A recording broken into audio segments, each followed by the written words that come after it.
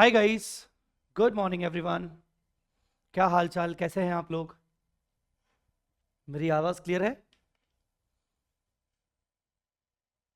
Good morning everyone.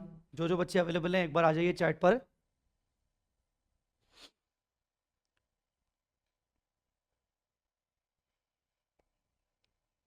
Okay, good afternoon, good morning and good evening to all the other recorded students. चलिए, Rishika, Smriti, Shubham, good morning guys. और कौन कौन है? Ramnath, good morning. Pratiksha, Anjali, Faiz, चलिए जी, Ritika, good morning, good morning, good morning everyone. All right.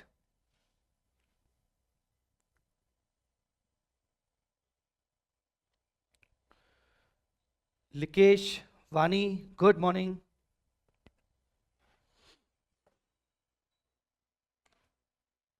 Okay, सो हम शुरू कर चुके थे Ind AS 102 share based payments. Tanisha, Jainish, Ankur, good morning.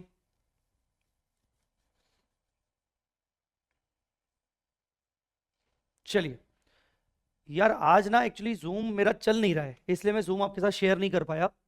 आज जूम में कुछ प्रॉब्लम आ रही है, तो आज अपन ऐप पे ही रहते हैं एक बार, बल्कि इस बहाने ये भी चेक हो जाएगा कि ओनली ऐप पे कितना कंफर्ट जोन है। ठीक है, चलो।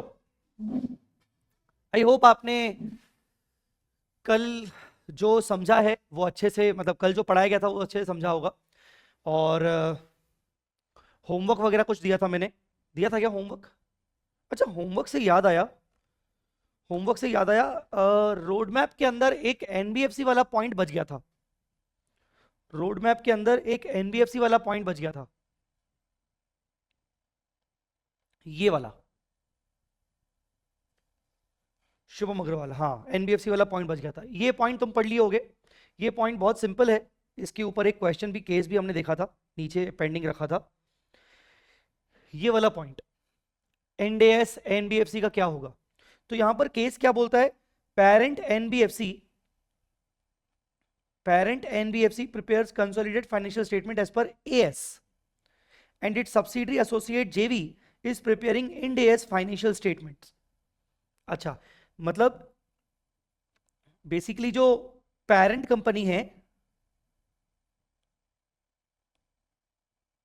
मतलब केस 1 ये कह रहा है, केस वन ये कह रहा है कि पेरेंट एंड सब्सिडरी, पेरेंट कौन? एनबीएफसी, और सब्सिडरी कौन? Non NBFC. अब ये बात कब की होगी? मान लो 2016-17 की बात होगी, 2016-17 की बात होगी। 16-17 में एनबीएफसी के ऊपर लगा ही नहीं था इंड एएस। ठीक है, तो अगर ऐसा है तो इसके ऊपर तो इंड एएस लग चुका है, पर इसके ऊपर तो अभी भी एएस चल रहा है, तो इसको तो एएस के हिसाब से बनाना पड़ेगा, इसको इंड एएस के हिसाब से बनाना पड़ेगा। अब यहां ऐसा नहीं है कि सब्सिडरी के ऊपर इंड एएस लग गया तो पेरेंट के ऊपर भी लगना चाहिए, नहीं, क्योंकि ये स्पेशल एनबीएफसी कैटेगरी हो गई, ये एएस ही कंटिन्यू करेगा, ये एएस के अकॉर्डिंग ही कंसोलिडेटेड फाइनेंशियल स्टेटमेंट्स बनाएगा। यहां सब्सिडरी को उल्टा, बल्कि इंडिविजुअल बैलेंस शीट और पीएनएल तो इंड एएस के हिसाब से बनाएगा, पर कंसोलिडेशन पर्पस से सब्सिडरी जो है वो एक और बैलेंस शीट पीएनएल इसको बना के देगा एएस के हिसाब से। ऐसा ही कुछ लिखा हुआ है वहां पर।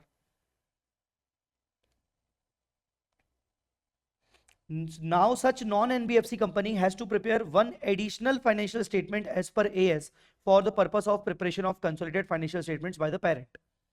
ठीक है, तो अगर ऐसा कोई सीन है तो ऐसे केस में subsidiary individual balance sheet PNL Ind AS के हिसाब से बनाएगा, पेरेंट अपना खुद का फाइनेंशियल स्टेटमेंट्स एएस के हिसाब से बनाएगा, पेरेंट कंसोलिडेशन करेगा तो एएस के हिसाब से बनाएगा। उसके लिए वो सब्सिडरी से जब फाइनेंशियल स्टेटमेंट्स मांगेगा तो सब्सिडरी के one more additional financial statements as के हिसाब से बनाए जाएंगे। अब वो कितने साल की बात थी? वो 16-17 और 17-18, वैसे भी 18-19 से तो एनबीएफसी के ऊपर लग ही गया है, तो वो 2 साल का एक चक्कर पड़ गया था। ठीक है, इन द सेम वे एक दूसरा केस हुआ है,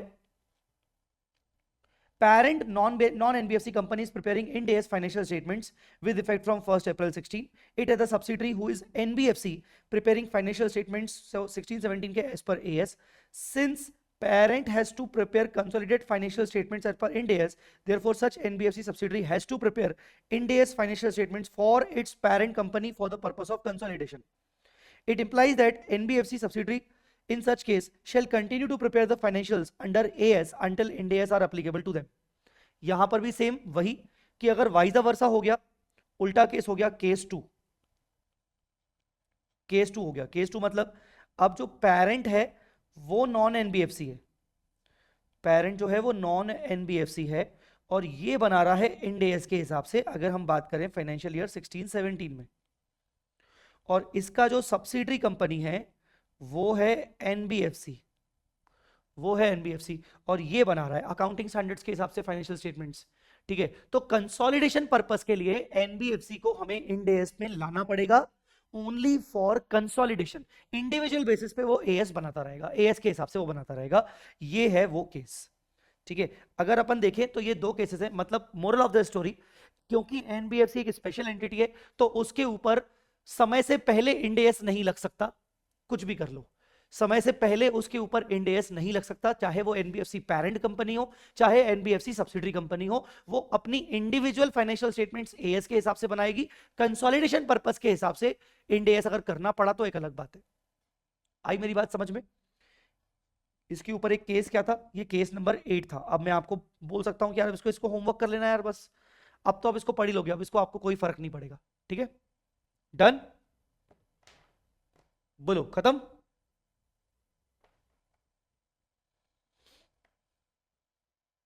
तो ये हो गया आपका रोड मैप। रोड मैप के बाद 1 सेकेंड, अब आते हैं अपने इंड एस 102 पे। अब आते हैं 102 शेयर बेस्ड पेमेंट। चलो बच्चों एक काम करते हैं, एक क्विक रिकैप कर लेते हैं पूरे इंड एस 102 का, पूरे के पूरे इंड एस 102 का जो भी अभी तक हमने पढ़ा उसका क्विक रिकैप करते हैं। सबसे पहले शेयर बेस्ड पेमेंट किसके ऊपर applicable? Employees, suppliers, service providers. ठीक है, and again customer and employer, मतलब employer employ, customer and supplier.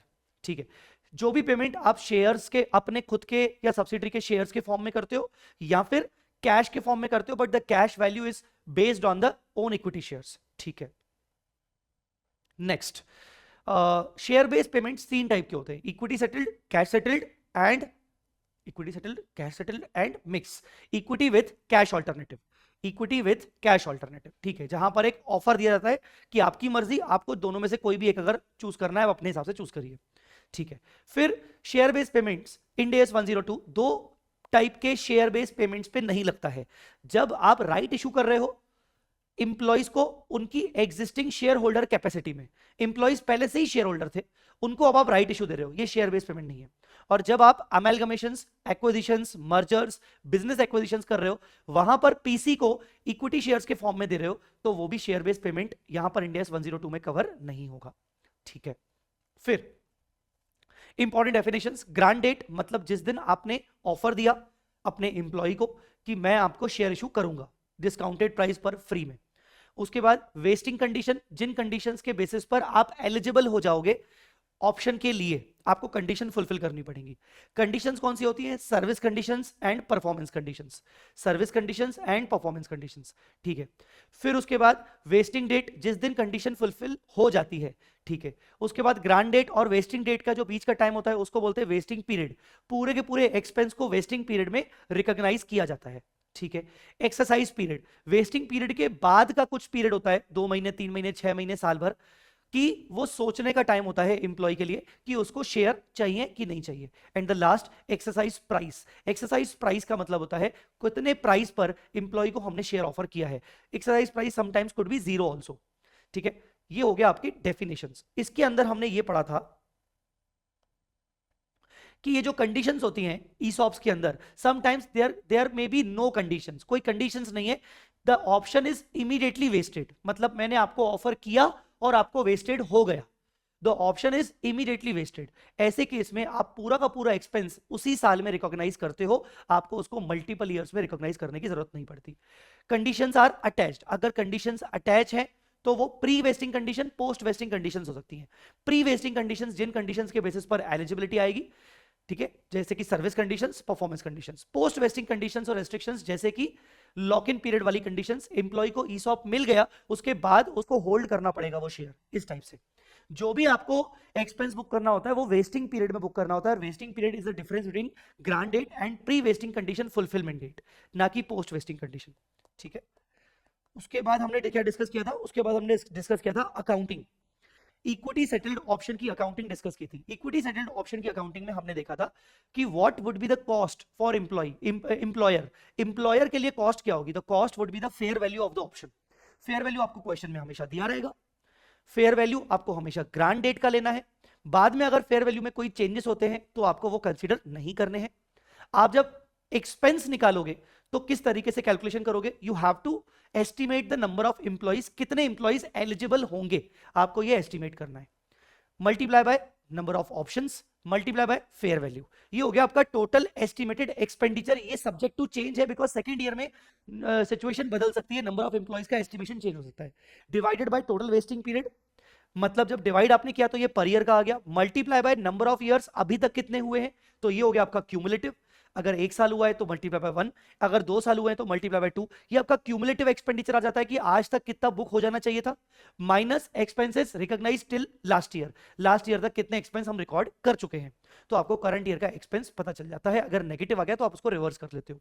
Accounting entries हमने डिस्कस की थी। Every year you pass journal entry, employee benefit expense account debit to share based payment reserve. Employee benefit expense जाएगा PNL में, share based payment reserve जाएगा SOCIE में।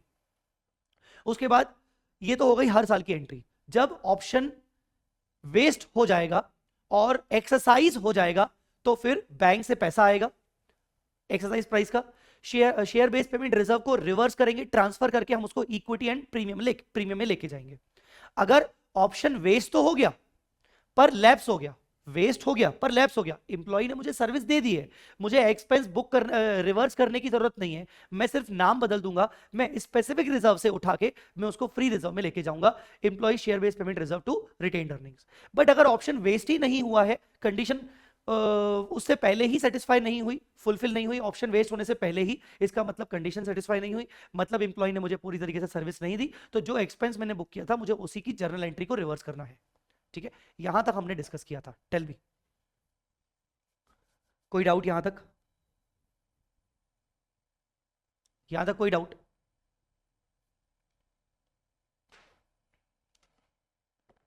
मैंने इसके अलावा कोई होमवर्क दिया था बेटा?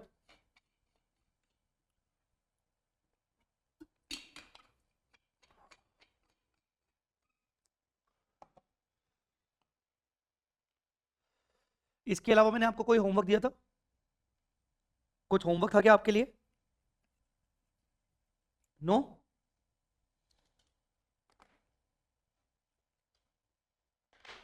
अच्छा, ठीक है।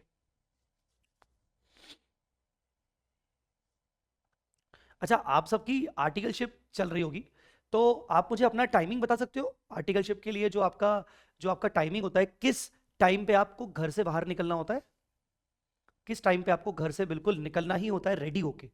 रेडी हो ना हो बस निकलना पड़ता है। फिर कोई भी कपड़ों में हो, कैसे भी हो, कैसी भी हालत में हो, तुम नहाए हो नहीं नहाए हो, उससे कोई फर्क नहीं पड़ता। 10 बजे? वानी कह रही है 11 बजे। वानी, तुम बहुत, क्या बोलते हैं, लकी हो। 11 बजे निकलना पड़ता है घर से भाई।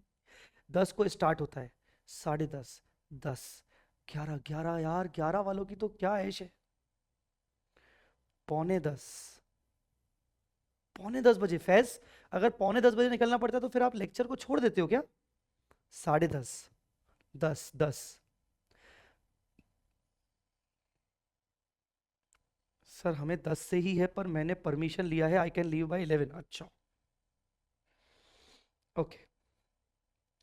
तो फैज आप अगर 15-20 मिनट, जो जो बच्चे 10 बजे निकलते हैं एग्जैक्टली, तो वो क्या करते हैं, मतलब अच्छा आई कैन इमेजिन कि तुम लोग 9:30 बजे से आई थिंक मोबाइल वोबाइल जो भी मोबाइल या लैपटॉप वॉशरूम में लेके जाते होगे, ठीक है ना, फिर बढ़िया नहाना, या पता नहीं नहाते भी होगे कि नहीं, शाम को आके नहाते होगे, है ना।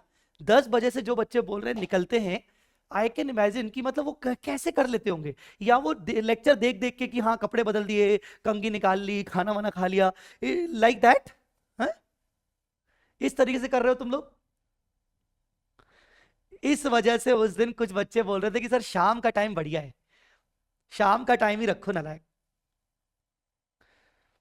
सर वोकअप बाय 6:15 रेडी होके आई एम वॉचिंग, क्या बात है, ये देखो, ये है संत, हमें संत मिल गए, संत अंजलि संत मिल गई हमें। 6:15 पे उठ जाती हूँ, सूरज को जल चढ़ाती हूँ, सूर्य नमस्कार करती हूँ, फिर उसके बाद नहाती हूँ, उसके बाद बढ़िया सर आपके पैर छू के फिर लेक्चर देखती हूँ सर। मतलब ये बढ़िया है, ये बच्चे भाई बहुत ही कम मिलते हैं। ये बच्चे, ओ माय गॉड, जयंत 5 बजे, जयंत ने बोला सर कंपटीशन यहां भी है। जयंत बोल रहा है सर सर सर 5 बजे उठता हूं, 5 बजे, वो अलग बात है, नहाता नहीं हूं। चलो ठीक है, ग्रेट, पर सही है अगर आप जल्दी उठ रहे हो, नहा वहा लेते हो, फिर अच्छी बात है।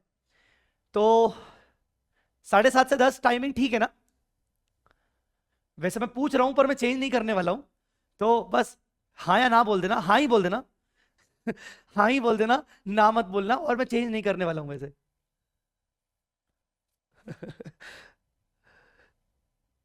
अरे जयंत मजाक कर रहा हूं यार, चलो ठीक है, ठीक है चलिए।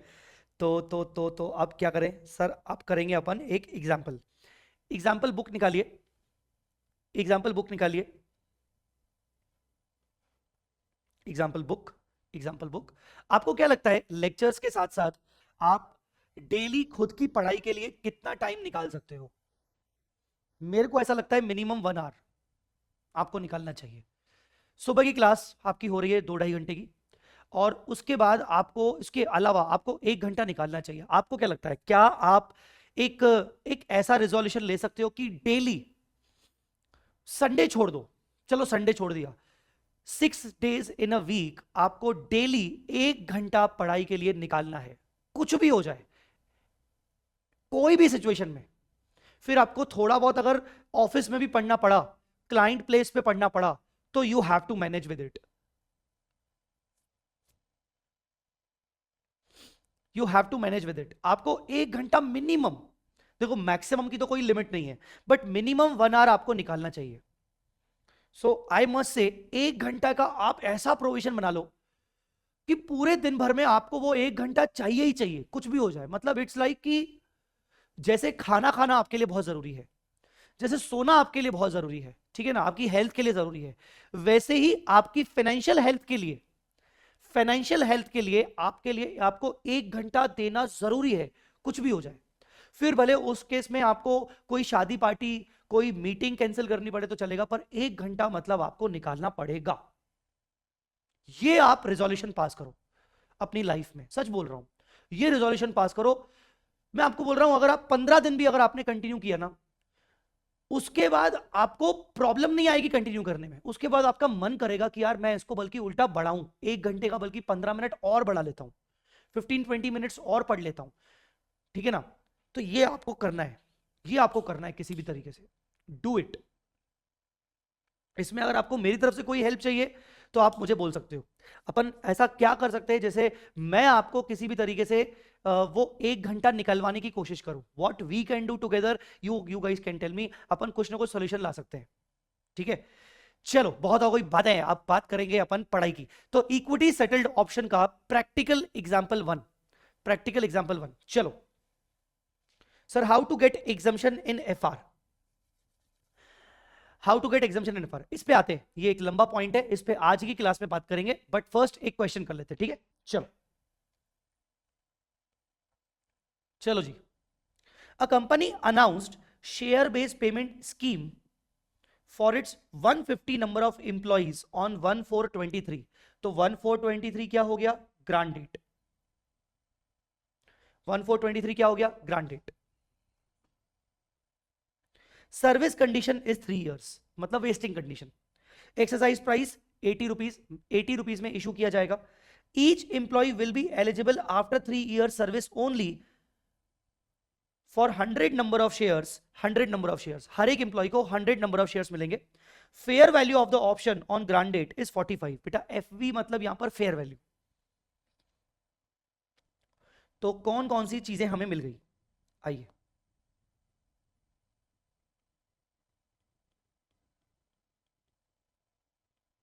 Practical example, practical example 1, 1 April 23 is grant date. आप मेरे साथ ये टाइमलाइन बनाएंगे। कंडीशन है 3 इयर्स का। 31 मार्च 24, 25, 26 इज वेस्टिंग, ठीक है।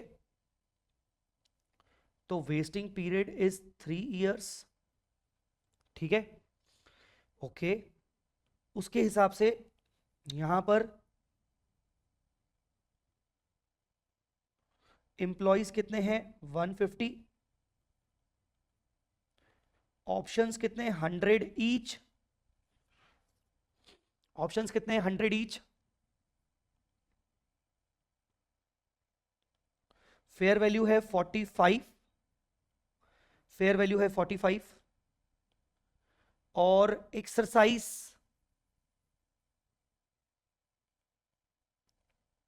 प्राइस है 80। आगे क्या बोल रहा है? पोजीशन ऑन 31 मार्च 24, 31 मार्च 24, 31 मार्च 24 की पोजीशन क्या है? 8 employees already left the job. 8 लोग छोड़ के चले गए। तो 150 में से 8 लोग गए, कितने बचे? 142 बचे। Estimated departure rate is 3% per annum. Sorry, departure rate is 3% per annum for the remaining period. ऐसा लगता है कि बाकी 2 साल में 3% लोग और जाएंगे। 3% पर एनम डिपार्चर। डिपार्चर मतलब कितने लोग और जाएंगे, ठीक है। पोजीशन ऑन 31 मार्च 25, 31 मार्च 25 कितने जा चुके हैं? 6 लोग और जा चुके हैं। Estimated departure rate is reduce to 2% per annum. यहां 6 लोग जा चुके हैं, तो 142 में से 6 लोग गए तो 136 बचे। अब यहां पर डिपार्चर रेट 2% हो चुका है फॉर द रिमेनिंग पीरियड, कि अगले साल में सिर्फ 2% जाएंगे। Position on 31 March 26, option is vested to 129 employees. तो 136 में से 129 गए, 7 लोग गए यहां पर। यहां पर 129 एम्प्लॉइज बचे, 129 एम्प्लॉइज बचे। Out of 129 employees, option for the 4 employees lapsed. Option for the 4 employees lapsed. 129 में से एक्सरसाइज कितने लोगों ने किया? 125 ने। और कितने लोगों का लैप्स हो गया? 4 लोगों का। ये आपकी पूरी समरी हो गई इस पूरे एग्जाम्पल की, ठीक है। ये हो गई आपकी पूरी की पूरी समरी इस एग्जाम्पल की। फेयर वैल्यू आपको दिया हुआ है और number of options, number of employees की समरी आपकी हो गई। अब हम एक्सपेंस निकालना शुरू करेंगे, ठीक है। हम यहां पर अज्यूम कर लेते हैं कि जो फेस वैल्यू है वो 10 रुपीज है। फेस वैल्यू 10 रुपीज है, ठीक है। चलिए आप एक हेडिंग डालिए, calculation of employee benefit expense. Calculation of employee benefit expense, ठीक है।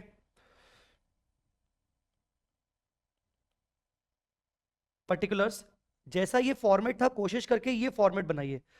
इट इज नॉट नेसेसरी कि यही फॉर्मेट चलेगा, but I am just saying कि अगर हो सके तो ये फॉर्मेट बनाइए, मेरे साथ बनाइए।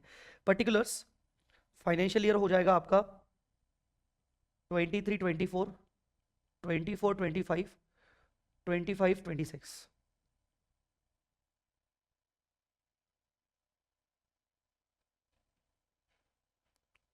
ठीक है, सबसे पहले number of employees expected to be eligible, ये हर साल का आएगा। Number of employees expected to be eligible, number of options, number of options, fair value, fair value, ये हो जाएगा टोटल एस्टिमेटेड एक्सपेंस, ये हो जाएगा वेस्टिंग पीरियड, वेस्टिंग पीरियड, ये हो जाएगा, ये हो जाएगा number of years lapsed till date, number of years lapsed till date,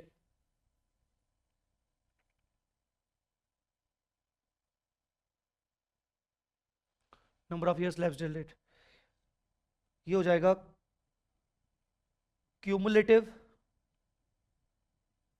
expense till date, expense already recognised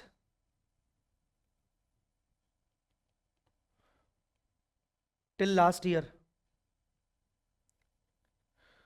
और ये हो गया करंट ईयर एक्सपेंस।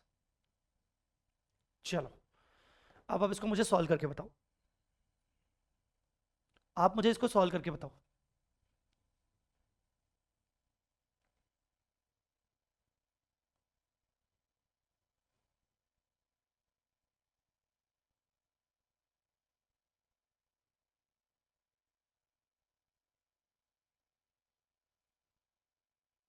करोगे सॉल्व या मैं साथ साथ करूं? चलो साथ साथ करते हैं, ठीक है। सबसे पहले साथ साथ करते हैं, चलो ठीक है। 150 में से 8 गए, 150 में से 8 गए, कितने बचे? 142। ऐसा लगता है कि 142 में से भी 3% 3% हर साल जाएंगे।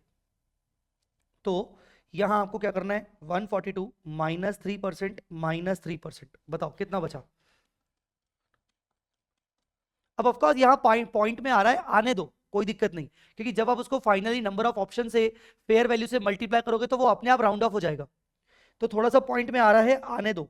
133.6078 आने दो, 133.6078। सर कैसे आया?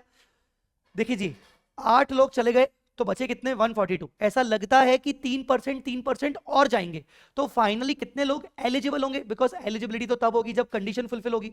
तो कितने लोग एलिजिबल होंगे 3% माइनस करने के बाद? ये 133.6078। नंबर ऑफ ऑप्शंस कितने हैं? 100। फेयर वैल्यू कितना है? 45। तो भैया टोटल एस्टिमेटेड एक्सपेंस कितना आएगा? A multiply by B multiply by C. चलो A multiply by B multiply by C, बोलो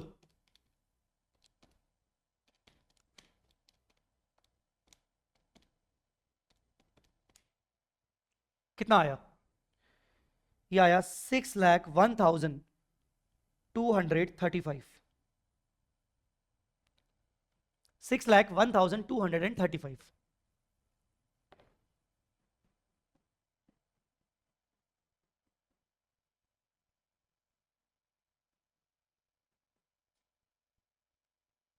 ठीक है, वेस्टिंग पीरियड कितना है? 3 इयर्स। तो नंबर ऑफ ईयर लैप्स कितने हुए हैं अभी तक? 1। तो चलो क्यूमुलेटिव एक्सपेंस निकालो। क्यूमुलेटिव एक्सपेंस क्या होगा? D divided by E multiply by F, D divide by E multiply by F. 601,235 divide by 3 multiply by 1, 200,412, 200,412,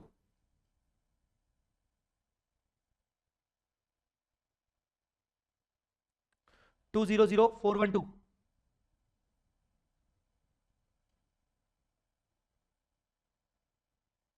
ठीक है, expense already recognise till last year 0, कुछ रिकॉग्नाइज नहीं किया है, तो करंट ईयर एक्सपेंस कितना हो गया?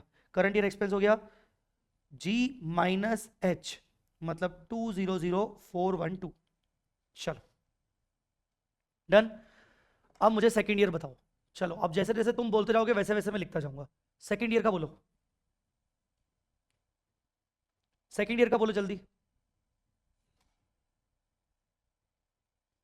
जिन बच्चों ने इंटर में ये चैप्टर पढ़ के रखा है, ओल्ड सिलेबस वाला पॉइंट बात कर रहा हूं, जिन बच्चों ने इंटर में ये चैप्टर पढ़ के रखा है, हो सकता है उन्होंने ये टेबल वाइज शायद ना किया हो, शायद किया भी हो, शायद ना भी किया हो, टेबल वाइज उन्होंने बाकायदा अलग अलग ईयर वाइज कैलकुलेशन किया हो, तो हो सकता है उनका कंफर्ट जोन उसमें हो। तो अगर आपका कंफर्ट जोन उसमें ज्यादा आ रहा है, आपको ये टेबल वाइज में कंफर्ट जोन नहीं आ रहा है, तो आप वैसा वाला करो। अगर टेबल वाइज में आपको लग रहा है कि बल्कि अच्छा है, टाइम सेव हो रहा है हमारा, तो आप टेबल वाइज करो। ठीक है, यहां नंबर ऑफ एम्प्लॉयज कितने बचे? 136 बचे थे एक्चुअल, 136 बचे थे। कितने लोग जाएंगे? 2% जाएंगे, तो माइनस 2%, तो कितना आया? 133.28, 133.28। चलो next, next number of options यही हो गए 100, फेयर वैल्यू 45। ठीक है, चलो बताओ टोटल एस्टिमेटेड एक्सपेंसेस कितना है? टोटल एस्टिमेटेड एक्सपेंस कितना है? 599,760। शुभम, 599,760। ओके, प्रतीक्षा, तनिष्का, ठीक है, ऋषिका, अंजलि। चलो जी, उसके बाद वेस्टिंग पीरियड कितना है? अभी भी 3 साल ही है। अरे भाई ऐसे मत करना कि नहीं बाकी के 2 साल बचे, अरे वो तो क्यूमुलेटिव वर्किंग में आएगी। नंबर ऑफ ईयर खत्म कितने हो गए? खत्म हुए हैं 2 साल। नंबर ऑफ ईयर खत्म हुए हैं 2 साल, ठीक है। तो क्यूमुलेटिव एक्सपेंस निकालो, this divide by this into 2 करो। शुभम 399,840, 399,840। ओके, और उसके बाद expenses already recognise till last year, already, तो आप ये क्यूमुलेटिव वाला ले लो, 200,412, 200,412 रिकॉग्नाइज टिल लास्ट ईयर, मतलब पिछले साल का क्यूमुलेटिव। ठीक है, तो बताओ कितना आया? 199,428, 199,428, 199,428 करंट ईयर एक्सपेंस। ठीक है, चलो next, next next next next next 25, 26, 25, 26 कितने इंप्लॉइज बच गए? 129 इंप्लॉइज बच गए। सर एक बात बताओ, जब यहाँ 129 इंप्लॉइज बचे पर हमें पता है कि 125 ही एक्सरसाइज कर रहे हैं, तो सर एक्सपेंस अपन 125 के हिसाब से ही बुक कर लेते। बेटा एक्चुअली मुझे इवन दो अगर ये पता भी लग जाए, पहली बात तो मुझे 125 का पता यहाँ पर 31 मार्च 26 पे नहीं लगा है, एलिजिबिलिटी 121 को मिली है, मुझे ये पता लगा है बिकॉज 125 लोगों ने एक्सरसाइज किया है, वो तो मुझे बाद में पता लगेगा ना, जब एक्सरसाइज पीरियड के दौरान वो मुझे हाँ ना बोलेंगे।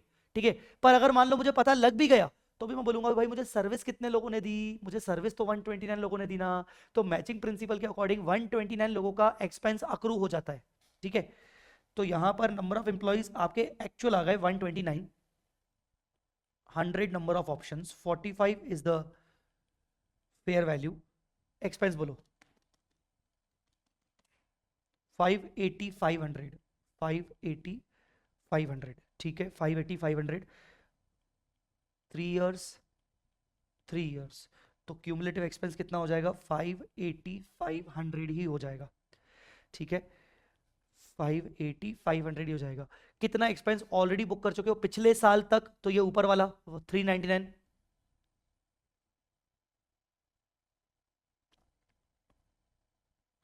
तो ये 399, 840। ठीक है, तो कितना अब यहां पर करंट ईयर का एक्सपेंस आएगा? 180, 660, 180, 660। सो करंट ईयर का एम्प्लॉय बेनिफिट एक्सपेंस आपको मिल गया। बोलिए डन। पूछ क्या रहा है? एग्जाम्पल है तो एग्जाम्पल में हमने वो चीज़ निकाल ली, ठीक है। 200,412, 199,428, 180,660, ठीक है। चलो अब इसकी एंट्रीज करते हैं, इसकी एंट्रीज करते हैं।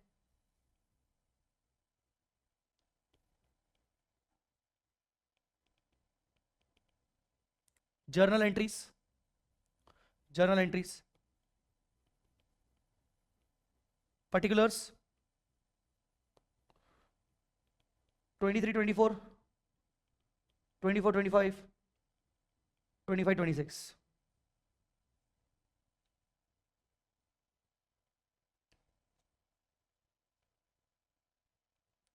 सबसे पहले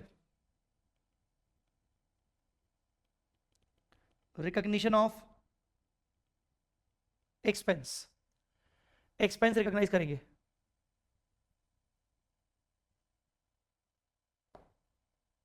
सर एंट्रीज तो बुक में ऑलरेडी दी हुई है, उसी से करवा दीजिए, टाइम सेव होगा।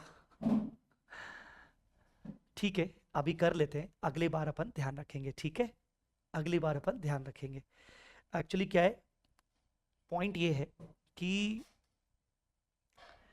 पता नहीं क्यों, मतलब ये जनरल जो थॉट प्रोसेस है, ये थॉट प्रोसेस बच्चों का इंटर से फाइनल में आके चेंज क्यों हो जाता है, आई डोंट नो मतलब why, but I can't understand. See you have to understand कि शुरू शुरू के टाइम पे कॉन्सेप्ट समझने के लिए, कॉन्सेप्ट को पक्का करने के लिए हम कोशिश करके जितना भी राइटिंग में करेंगे वो हमारे लिए अच्छा होगा, ठीक है। हमें ऐसा लगता है बेटा कि देख लेते हैं ना, डिस्कस कर लेते हैं ना, सर सामने है टिक लगा लेते, बाकी ठीक है सर हो जाएगा, यू कैन डू दिस, उसमें कोई दिक्कत नहीं है। बट जो एक लेवल ऑफ कॉन्फिडेंस आपको लिख के आएगा ना, अगले क्वेश्चन में वो रिफ्लेक्ट होगा वो कॉन्फिडेंस, तो वो आपको प्रॉब्लम नहीं आएगी, बिकॉज लिखते वक्त हमारा कॉन्सेंट्रेशन पूरा पूरा होता है, जबकि देख देख के बस डिस्कस करते वक्त, टिक लगाते वक्त हम पूरी तरीके से कॉन्सेंट्रेटेड नहीं होते, ठीक है ना। आई थिंक मुझे ऐसा लगता है शुरू में कॉन्फिडेंस को बूस्ट करने के लिए इट्स इंपॉर्टेंट। अब एक और रीजन है, एक और रीजन है कि जब हम लिख रहे हैं तो आप मेरी अप्रोच को पकड़ रहे हो, पर अगर मैंने बेटा आपको बोला ना कि देख बेटा देख पहले एंट्री क्या हुई, employee benefit expense to SBB reserve, चल, फिर दूसरी एंट्री हुई इंप्लॉय बेनिफिट, चल, आप मेरी अप्रोच को नहीं पकड़ पाओगे। और जब टेस्ट लूंगा ना मैं आपका, तो आप टेस्ट में उलझ जाओगे, आप बोलोगे यार आता है पर मैं कैसे लिखूं। एंड सच बताऊं, आपने ये चीज इंटर लेवल तक, अभी तक आपने इंटर लेवल पे ऐसा कभी ना कभी तो फेस किया होगा। सच सच बताना कितने लोगों ने ये फेस किया है कि हाँ यार जब लिख लिख के करते हैं तो अप्रोच दिमाग में बन जाती है, पर अगर हम बस टिक टिक लगाते हैं, टिक टिक लगाते हैं, तो वो अप्रोच सेट नहीं हो पाती, और कई बार तो एग्जाम में भी उसका हमें खामियाजा भुगतना पड़ता है। खुद से सॉल्व करना बहुत इंपॉर्टेंट है ना।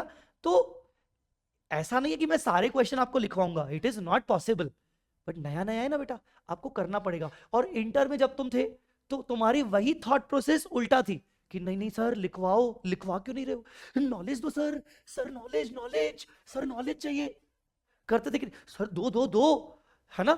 पर अभी क्या है, आर्टिकलशिप इश्यूज के चक्कर में ना हम हर चीज को लिमिटेड टाइम दे पा रहे हैं, तो हमें लग रहा है यार नहीं नहीं नहीं नहीं नहीं, ऐसे कैसे। Recognition of expense, employee benefit expense debit to share based payment reserve. जी सर इंटर में आप ही ने ये चैप्टर करवाया था। अच्छा, I got examination in accounts after practising your question bank, okay. अगर एग्जाम ओरिएंटेड बैच होता है ना, मैं आपको ये भी बता देता हूं कि एग्जाम ओरिएंटेड बैच में क्या अप्रोच होती है। एग्जाम ओरिएंटेड बैच होता ना तो मैं एंट्रीज नहीं करवाता, मैं एग्जाम ओरिएंटेड बैच में टाइम को सेव करने के लिए ये एंट्रीज को सिर्फ डिस्कस करवा लेता, हाँ ये कैलकुलेशन करवा लेता, और फिर मैं डिस्कस कर लेता कि चल चल चल अब आगे बढ़े, बिकॉज वहां टाइम सेव करना एक्चुअली जरूरी है। चलो 2001412 200,412, फिर उसका 199,428, 199,428, फिर उसके बाद 180,660, 180,660, 180 660।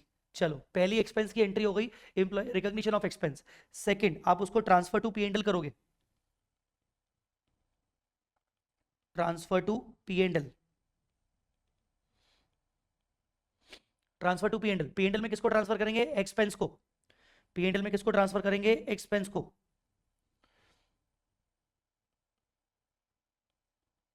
राइटिंग प्रैक्टिस बहुत जरूरी है यार, मैं आपको एक्चुअल में बताऊं, बिना राइटिंग प्रैक्टिस के एफआर में एग्जाम्शन लाना बहुत मुश्किल है, बहुत मुश्किल।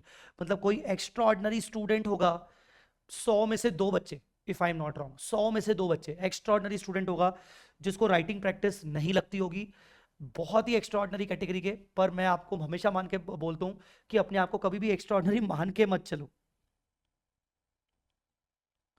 राइटिंग प्रैक्टिस बहुत जरूरी है।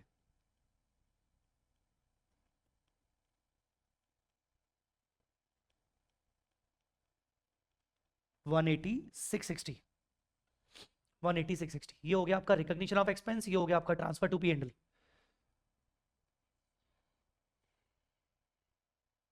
मैं आपको एक बात बताऊं, मैं आज आपके साथ ये बात कह रहा हूं, ठीक है, but at the same time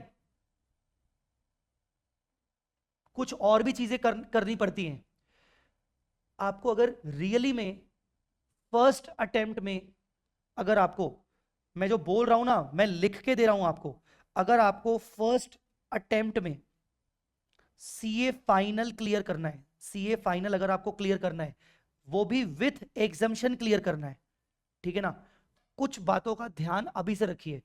सबसे पहले राइटिंग प्रैक्टिस, आपको राइटिंग प्रैक्टिस आज से ही करनी पड़ेगी। उसका रीजन बता रहा हूं, आज तुम्हारे पास टाइम है, टाइम होते हुए अगर तुमने राइटिंग प्रैक्टिस नहीं की, तो जब तुम सेल्फ स्टडी करोगे, जब तुम सेल्फ स्टडी करोगे, सेल्फ स्टडी प्रिपरेशन कब होती है?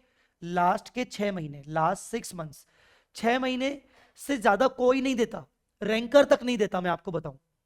लास्ट के 6 महीने में अगर आपने यहां राइटिंग प्रैक्टिस इनफ की होगी, तो लास्ट के 6 महीने आपके बहुत स्मूथ जाएंगे, because of writing practice, because of writing practice.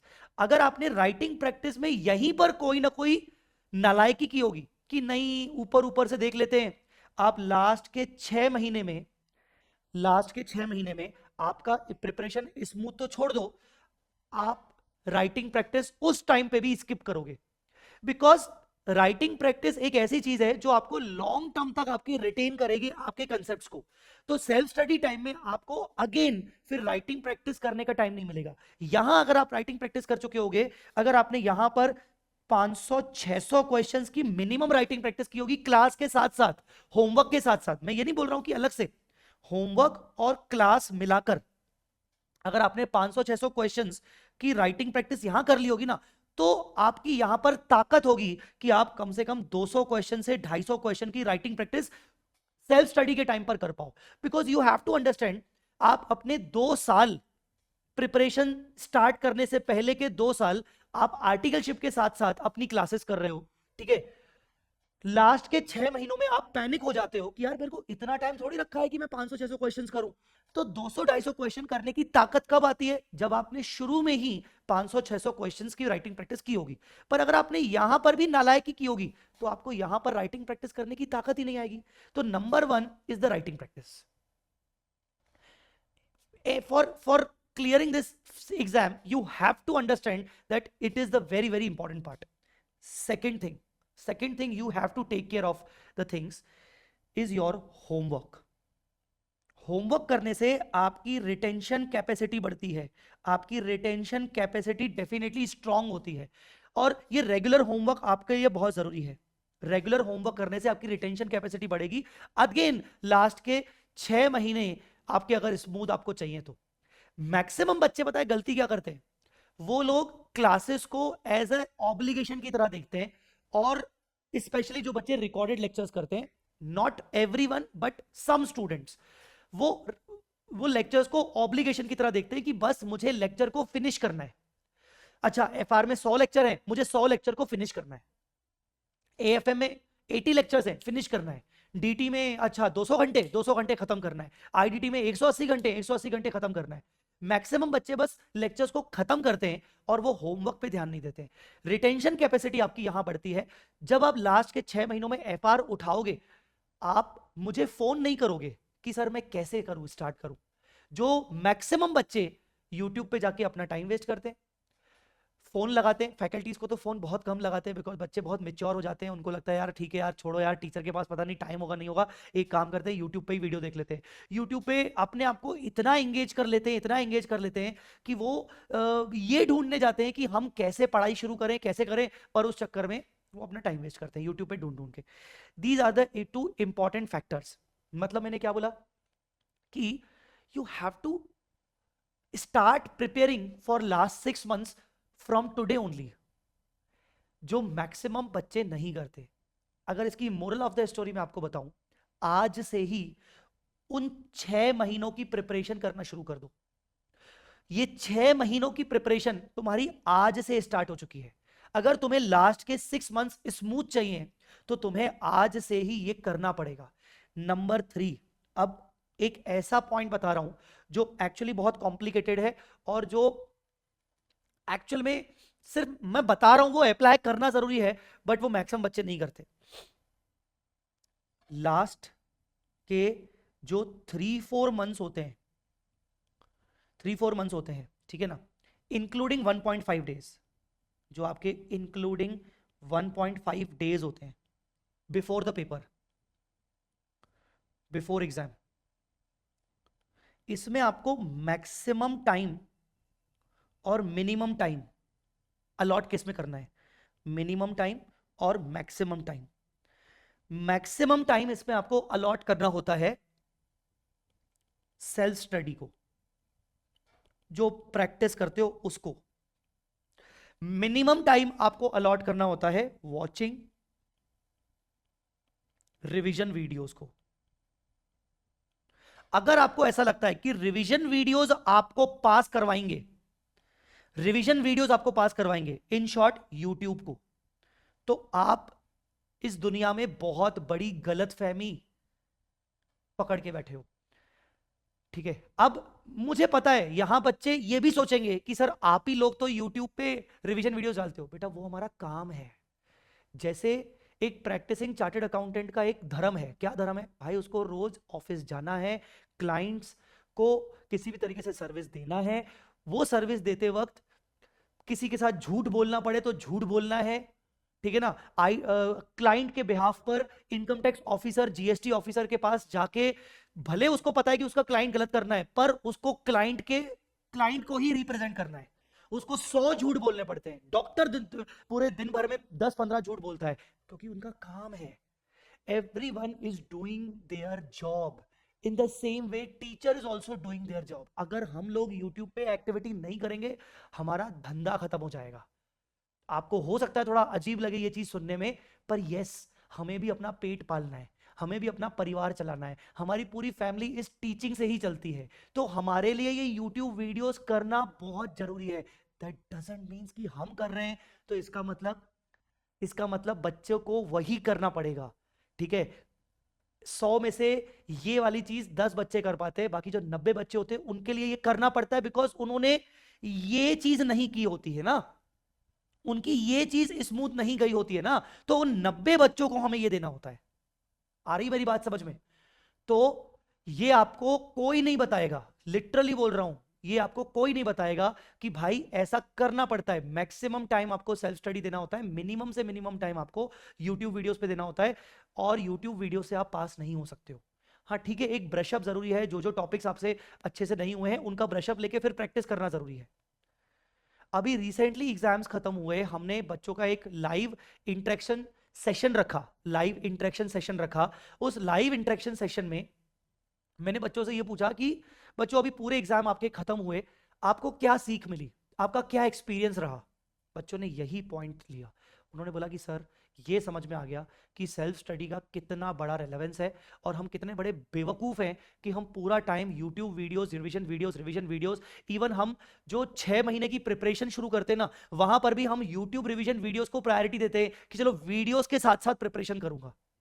ये उनका कहना था कि sir self study writing practice के साथ बहुत जरूरी है। तो किसी ने ऊपर किसी ने पूछा भी था, ऋषिका ने, कि सर एग्जाम्शन लाने के लिए क्या करना चाहिए। ये चीजें जरूरी है आपकी फाइनल में फर्स्ट अटेम्प्ट क्लियर करने के लिए।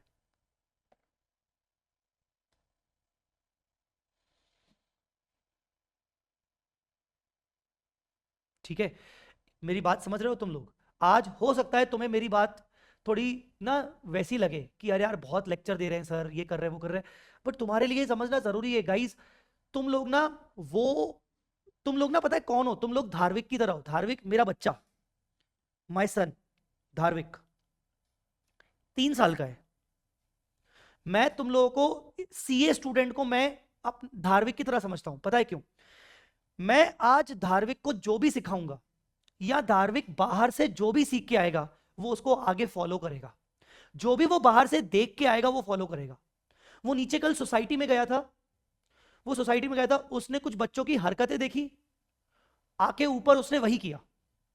वो अच्छी हरकतें देखेगा वो वही करेगा, वो बुरी हरकतें देखेगा वो वही करेगा। इन द सेम वे तुम लोग अभी इंटर से पास होके आए हो। इंटर में तुमने बेजोड़ मेहनत की है, बेजोड़ मेहनत की है। इंटर में तुमने बहुत मेहनत की है, बिकॉज तुम्हारे साथ इंटर के अंदर आर्टिकलशिप नहीं थी। तो तुम्हें पता था, तुम्हारे माइंडसेट में ये पता था पहले से ही, तुम्हारे अंदर के मन को पता था कि तुम्हें रेगुलर टाइम देना पड़ेगा। तुम्हें दिन भर में क्लासेस भी करनी है, क्लासेस हो चुकी है तो फिर भी तुम्हें 7-8 घंटे पढ़ने हैं, नहीं तो गिल्ट होता था। ठीक है, पर अब क्या हो गया ना तुम्हारे साथ सीन कि सीए इंटर जैसे ही तुम क्लियर कर चुके हो, अब तुम निकले हो बाहर। अब तुम ऑफिस जा रहे हो, तुम अपने दूसरे दोस्तों के साथ मिल रहे हो, आर्टिकलशिप में तुम कई लोगों के साथ मिल रहे हो। ठीक है ना, यूट्यूब पे तो बहुत सारे लोग बैठे हुए हैं। तो हो क्या रहा है, तुम जैसा दूसरों को देखोगे तुम वैसा करोगे। एंड याद रखना, नेगेटिविटी जल्दी अट्रैक्ट होती है, पॉजिटिविटी ज्यादा जल्दी अट्रैक्ट नहीं होती है। तो तुम जितना लोगों को देखोगे ना तुम वैसे बनोगे। और लोग कैसे होते हैं बाहर? बाहर लोग मोस्ट ऑफ द केसेस में इस कैटेगरी के लोग होते हैं। ठीक है ना, होमवर्क ना करने की कैटेगरी के होते हैं। और वो जानबूझ के नहीं होते, उनके साथ उनकी कुछ अपने स्ट्रेस, उनका प्रॉब्लम होती है। तो तुम्हें ऐसा लगता है कि अच्छा उसके साथ भी तो वही प्रॉब्लम चल रही है ना, ठीक है मैं अकेला नहीं हूं। तो तुम भी अपने आप को बेचारा समझते हुए, वैसा ही समझते हुए तुम इन चीजों को फॉलो नहीं करते हो, तुम भी वैसे हो जाते हो। तो जो तुम बाहर देख के आओगे ना तुम वैसे बन जाओगे। मैंने कहीं पे भी अगर गलत बोला हो तो मुझे बताओ, एंड गिव मी 2 मिनट्स, है ना।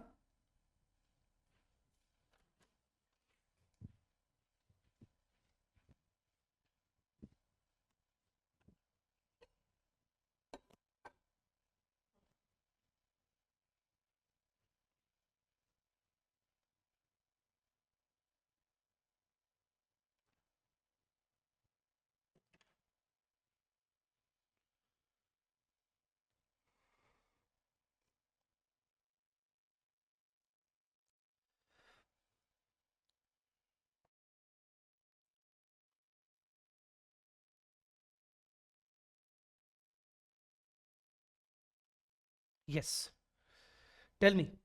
अगर आपको कोई भी चीज लगी कि नहीं यार बहुत ज्यादा सर बोल रहे हैं तो आप मुझे बताओ। आपको हर एक चीज ये आपको काम आएगी आने वाले 2-2.5 साल को बहुत ही स्मूथ करने के लिए। एंड अगेन बोल रहा हूं, स्टार्ट थिंकिंग कि तुम्हारे एग्जाम्स 6 महीने बाद है। डोंट थिंक कि तुम्हारे एग्जाम्स में टाइम है, 1 साल है, 1.5 साल है, 2 साल हैं, 3 साल हैं। Do not think like this. आज से ही इस तरीके से पढ़ाई करो कि तुम्हारे 6 महीने बाद एग्जाम्स आने वाले हैं। You will definitely do these things अपने आप कि हाँ भाई 6 महीने बाद एग्जाम्स है, मुझे ये करना है। ठीक है, चलो।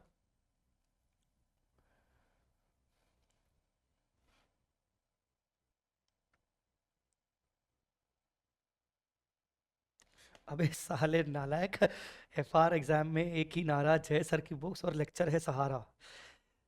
जो बात बोली उस पे बात कर है।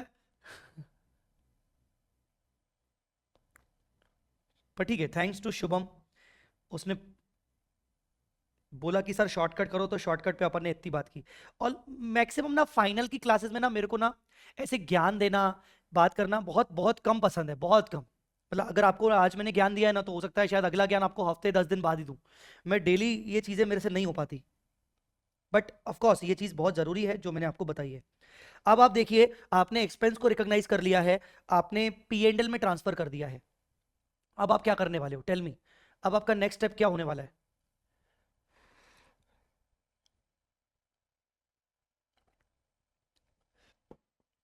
आप पीएनएल में ट्रांसफर कर चुके हो, अब आपका नेक्स्ट स्टेप क्या होने वाला है? नेक्स्ट स्टेप होगा आपका 2026 के एंडिंग पे, हाँ इवन 2027 में हो जाएगा, बल्कि 26 27 में अब हो जाएगा। 26 तक तो एंड हो गया, अब 26 27 से क्या होगा बोलो? Issue of shares, issue of shares होगा कि नहीं?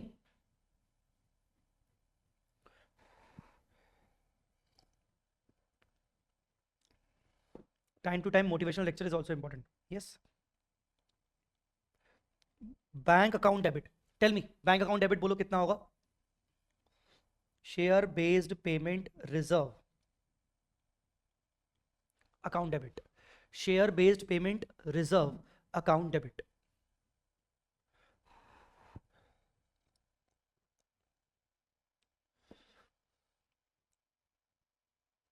To equity share capital account, to security premium account. तो bank account debit, tell me बच्चों 125 लोग हैं, इनको तुम 100 दोगे, और बैंक से कितना पैसा, नहीं बैंक से कितना पैसा लोगे? 80, 80 बोलो कितना आएगा, कितना आएगा?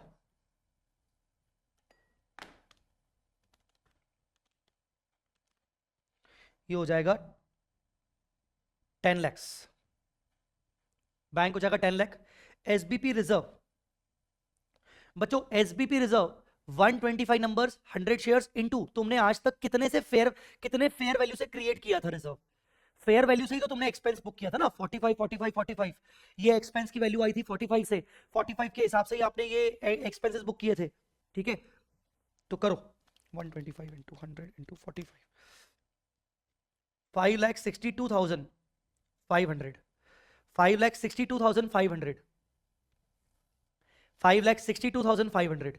Equity share capital, equity share capital की वर्किंग क्या होगी?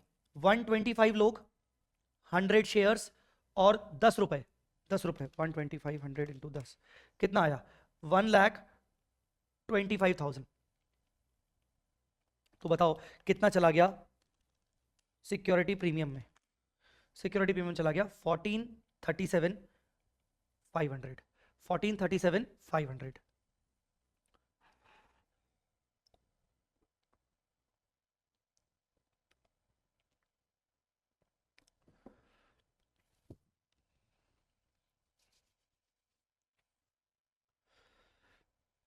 ठीक है, next options lapsed, options lapsed. मेरे फिगर सही है, एक बार मुझे कंफर्म करिए please. Options lapsed, share based payment reserve debit to retained earnings. कई बार ना आपको रिटेन्ड अर्निंग की जगह कोई दूसरा नाम मिल सकता है, to general reserve, to equity contribution, to other equity, ऐसा नाम मिल सकता है। कुछ भी नाम हो, वो जाता आपके सोकी में है, अदर इक्विटी में है, ठीक है? वर्किंग क्या हुई? 4 लोग 100 ऑप्शन पे, तुमने इनका 45 के हिसाब से रिजर्व क्रिएट किया था, तो 72,000 का ट्रांसफर, ठीक है?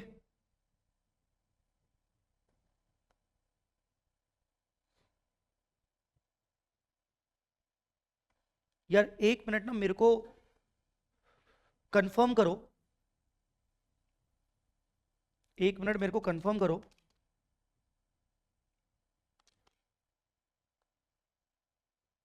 कि ये फिगर मेरा गलत है क्या? 562,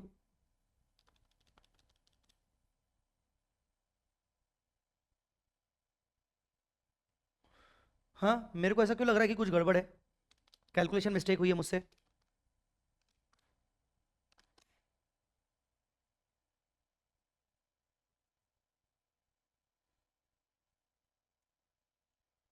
4 इंटू 100 इंटू 45, अरे यार मैं वही बोलूं, ये 18,000, हाँ हाँ हाँ हाँ ठीक है ठीक है ठीक है, ये 18,000 आएगा, ठीक है।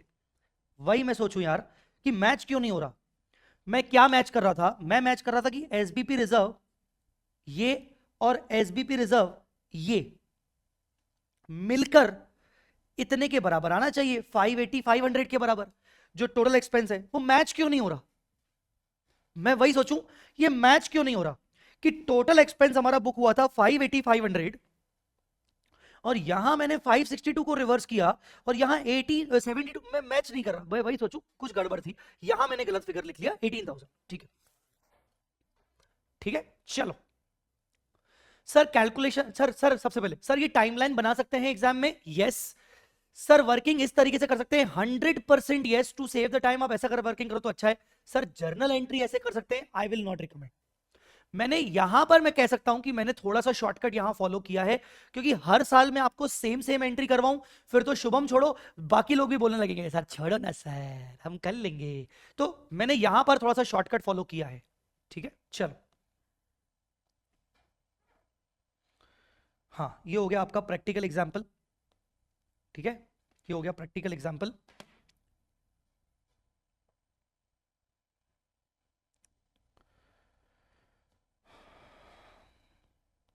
चलो अब बात करूंगा मैं, जो कल मैंने एक पॉइंट छोड़ दिया था, कल एक पॉइंट छोड़ दिया था मैंने, वेस्टिंग कंडीशंस। वेस्टिंग कंडीशन, कल एक पॉइंट मैंने छोड़ दिया था, वेस्टिंग कंडीशंस। चलो जी इस पे बात करेंगे अभी। यस वेस्टिंग कंडीशन पर मैं आपको ऑलरेडी पढ़ा चुका हूं कुछ चीजें जो उस पॉइंट में आएंगे। ये मैं आपको पढ़ा चुका हूं कि भाई अगर वेस्टिंग कंडीशन नहीं हुई तो एक्सपेंस इमीडिएटली, कंडीशन हुई तो दो टाइप की, उसके अंदर भी आपको ये इंपॉर्टेंट है वगैरह वगैरह करके। वेस्टिंग कंडीशन पे आते हैं। वेस्टिंग कंडीशंस जिन कंडीशंस के बेसिस पर आपको ऑप्शंस दिए जाते हैं, इतना बात आपको समझ में आ गई होगी। जिन कंडीशंस के बेसिस पर आपको ऑप्शंस एलिजिबल होते हैं, ये तो सबको क्लियर होगी। वेस्टिंग कंडीशन दो टाइप की होती है, ये भी मैं आपको बता चुका हूं। एक होता है सर्विस कंडीशन, एक होता है परफॉर्मेंस कंडीशन। सर्विस कंडीशन आपको सिर्फ सर्विस देना है, आपको कोई मैं टारगेट्स नहीं प्रोवाइड कर रहा हूं, आपको मेरी कंपनी में सर्विस दे रहा है। मेरे को बस ये है कि मेरे को ना लॉन्ग रिटेंशन चाहिए अपने एम्प्लॉयज का मेरी कंपनी में, क्योंकि बार बार नए नए एम्प्लॉयज को लाना, उनको ट्रेन करना डिस्टर्बेंस हो जाता है और इससे काम आगे नहीं बढ़ता, ग्रोथ रुक जाती है। तो सर्विस कंडीशन बस यही होता है कि आपको एक स्पेसिफाइड पीरियड कंप्लीट करना है, एक स्पेसिफाइड पीरियड कंप्लीट करना है, आपको अलग से कोई टारगेट अचीव करने की जरूरत नहीं है। परफॉर्मेंस कंडीशन क्या होता है, परफॉर्मेंस कंडीशन में आपको एक स्पेसिफाइड पीरियड तो कंप्लीट करना ही करना है और साथ साथ मैं जो टारगेट्स आपको दूंगा वो आपको फुलफिल करने हैं, आपको फुलफिल करने हैं या फिर वो टारगेट फुलफिल हो जाने चाहिए। मतलब देखो परफॉर्मेंस कंडीशन में बाय डिफॉल्ट सर्विस कंडीशन आती ही है, बिकॉज परफॉर्म करने के लिए सर्विस तो देनी पड़ेगी ना। मैं कह रहा हूं कि कंपनी का टर्नओवर इतना इतना हो जाना चाहिए, तुम इतनी मेहनत करो तो तुम्हें सर्विस तो देनी पड़ेगी। तो परफॉर्मेंस कंडीशन में क्या होता है, आपको एक स्पेसिफाइड पीरियड तो कंप्लीट करना ही होता है, साथ ही साथ स्पेसिफाइड परफॉर्मेंस टारगेट भी मेट आउट करने पड़ते हैं। तो सर्विस कंडीशन आपको specific number of years of service, ठीक है, और परफॉर्मेंस कंडीशन, परफॉर्मेंस कंडीशन आपको number of year of service as well as performance targets to be met. Done, clear, ठीक है, डन। परफॉर्मेंस कंडीशन दो टाइप की होती है, परफॉर्मेंस कंडीशन दो टाइप की होती है, एक होती है आपकी, एक होती है नॉन मार्केट परफॉर्मेंस कंडीशन, एक होती है market performance condition. Non market और मार्केट, आप इसको पढ़िए और मुझे समझाने की कोशिश करिए। Read this guys, read this, I wait for you. आप इसको पढ़िए एंड मुझे समझाने की कोशिश करिए।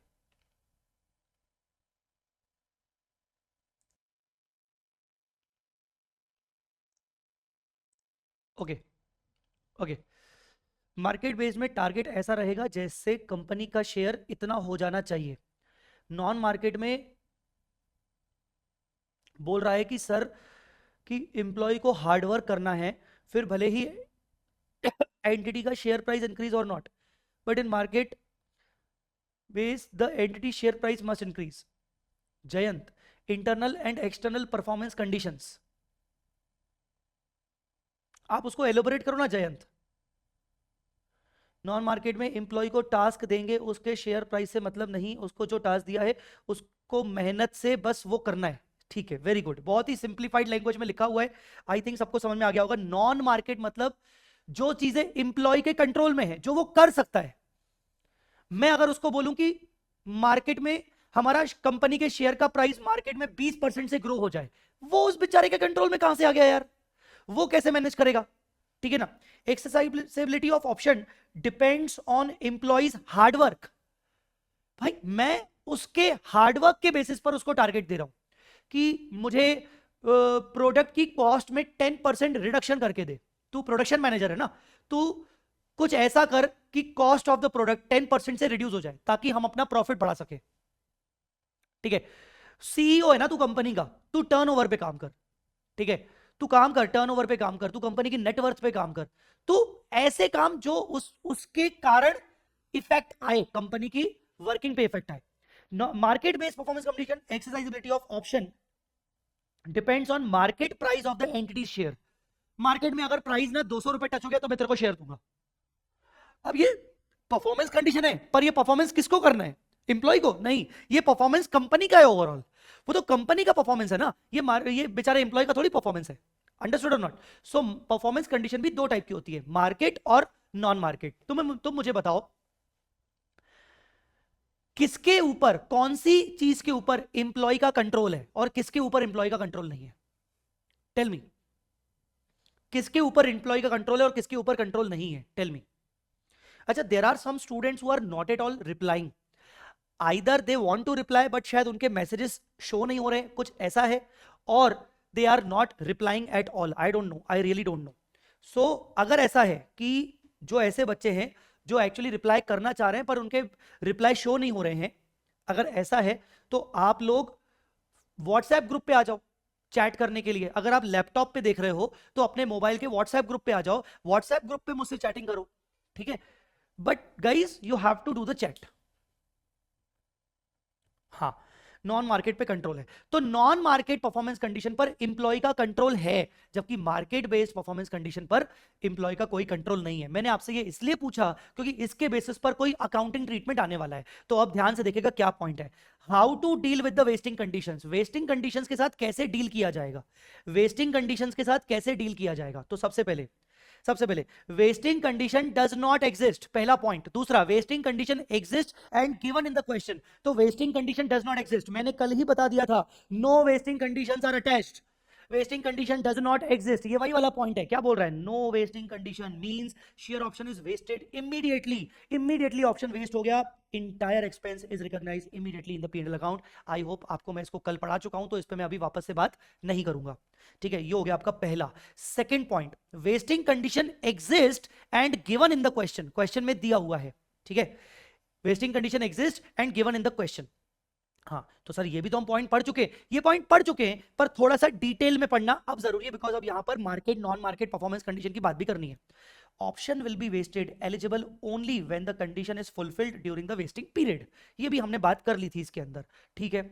Expense is deferred and amortise during the vesting period, ये बात मैंने आपको बता दी थी कि जो आपको एक्सपेंस आपको रिकॉग्नाइज करना होता है will be recognise over the vesting period. ठीक है? On the best available estimate, हमने अभी एग्जांपल में देखा कि हमारा एस्टीमेट कैसे कैसे चेंज होता रहता है, इंप्लॉय इतने जाएंगे इतने जाएंगे, तो जो भी हमारे पास बेस्ट एस्टीमेट अवेलेबल है उसके हिसाब से हम बुक करेंगे। Okay fine. अब आते हैं मुद्दे की बात पर। If the vesting condition is not satisfied, all vesting conditions are satisfied except market based performance conditions are not satisfied. ये दो पॉइंट्स तुम्हें मुझे समझाने की कोशिश करनी है। ये दो पॉइंट्स तुम मुझे समझाओगे अभी के अभी। I want you to read these points and explain.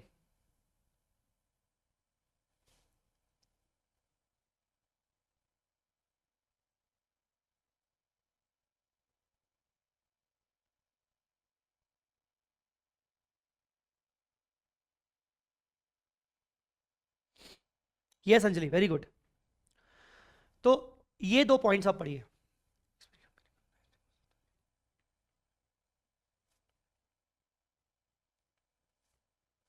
Reverse की स्पेलिंग गलत लिखी है ना, रिवर्स्ड।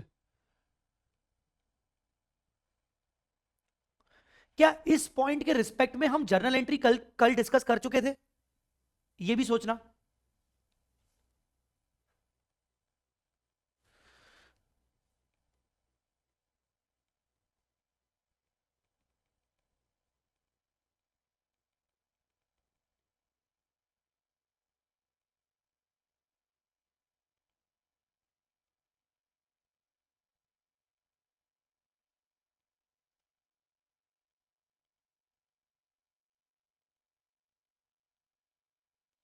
मैंने थोड़ी सी हिंट भी दे दी आपको, वो क्या बोलना चाहता है।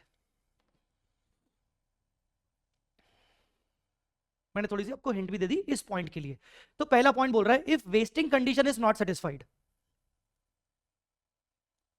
If wasting condition is not satisfied, condition he satisfy नहीं हुई, मतलब मुझे सर्विस मिली नहीं, मुझे सर्विस नहीं मिली तो मैं एक्सपेंस को जो रिकॉग्नाइज कर चुका हूं उसको रिवर्स करो। क्या हमने इसकी जर्नल एंट्री देखी थी? क्या हमने इसकी जर्नल एंट्री कल देखी थी? यस यस यस, बिल्कुल देखी थी, बिल्कुल देखी थी। हमने इसकी जर्नल एंट्री देखी थी। ये if when the option is not vested, condition is not satisfied, share based payment reserve to employee benefit expense, तो हम इसके बगल में लिख लेते हैं एसबीपी रिजर्व टू एक्सपेंस। ठीक है, एसबीपी रिजर्व टू एक्सपेंस, आप इसके बगल में ये एंट्री पास कर दोगे। ठीक है, आई थिंक सबके जवाब उसी प्रकार से ही आ रहे हैं। SBP reserve to employee benefit expense, service not rendered, that's why reversed, wasting condition not satisfied means employee left the job to whom option is given, service is not fulfilled, Smriti very good, P&L को reverse करेंगे in first option, very good, yes sir. Wasting condition, wasting satisfied नहीं हुआ तो अपन जैसे किए थे वैसे ही करना, रिवर्स कर देंगे, बट पर अगर सब सेटिस्फाई है, बस मार्केट प्राइस वाला नहीं हुआ तो पूरा वेस्टिंग पीरियड में रिकॉर्ड करेंगे एक्सपेंस, वेस्टिंग पीरियड तक रिकॉर्ड एक्सपेंस। ठीक है लिकेश, मैं समझ गया तुम्हारी मन की भावना है, बस थोड़ा सा कंफ्यूजिंग लग रहा है जब तुम लिख रहे हो, पर मैं तुम्हारी मन की भावना है समझ गया। यस, और कोई? मैंने तुम्हें यहां पर दो चीजें पूछी थी, कौन सी चीज इंप्लॉय के कंट्रोल में है, कौन सी चीज इंप्लॉय के कंट्रोल में नहीं है, वो थोड़ा सा दिमाग लेके सोचो। वो बोल रहा है इंप्लॉय को बोला गया था 3 साल कंप्लीट करने, कर लिए बेचारे ने। इंप्लॉय को बोला था कॉस्ट ऑफ यूनिट रिड्यूस करके दिखा, टर्नओवर पे काम करके दिखा, कर लिए, सब कर लिए उसने। उसको एक और कंडीशन बोली गई, उसको बोला गया 3 साल काम करना पड़ेगा, परफॉर्मेंस टारगेट दिया गया नॉन मार्केट वाला, और उसको यह भी बोला गया कि कंपनी का शेयर प्राइस 500 रुपए टच होना चाहिए। बस वो नहीं हो पाया, बाकी हो गया। यार सर्विस कंडीशन उसके कंट्रोल में थी, कर दिया ना बेचारे ने। नॉन मार्केट कंडीशन उसके कंट्रोल में थी, कर दिया ना बेचारे ने। जो जो उसके कंट्रोल में था उसने करके दिया ना। मतलब नॉन मार्केट कंडीशन ये उसका पॉइंट ही नहीं था, ये उसका सर्विस एरिया है ही नहीं।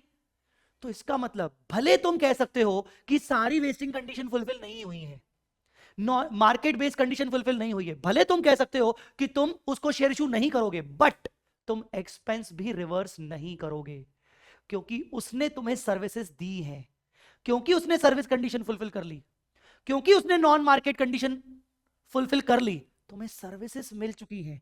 तुम उसको शेयर नहीं दे रहे हो वो ठीक है, because as per the agreement ये तीनों फुलफिल हो जानी चाहिए थी। तुमने कहा था उसको कि market price of the share should be 500 और मोर, वो नहीं हो पाया, उसकी वजह से वो एलिजिबल नहीं हो पाया शेयर के लिए। पर उसके जो एरियाज थे उसने आपको करके दिए, तो क्या हमें ऊपर की तरह एक्सपेंस रिवर्स करना चाहिए ना? हमें एक्सपेंस रिवर्स नहीं करना चाहिए, हमें एक्सपेंस रिवर्स नहीं करना चाहिए। तो हमें क्या करना चाहिए? हमें एक्सपेंस रिवर्स ना करके हमें उसको रिटेन्ड अर्निंग में ट्रांसफर कर देना चाहिए। हम P&L में रिवर्सल नहीं मानेंगे, क्योंकि ये मैचिंग प्रिंसिपल गड़बड़ हो जाएगा। Here expenses shall be recognised over the vesting period even though the option could not be exercised because of non fulfilment of market condition.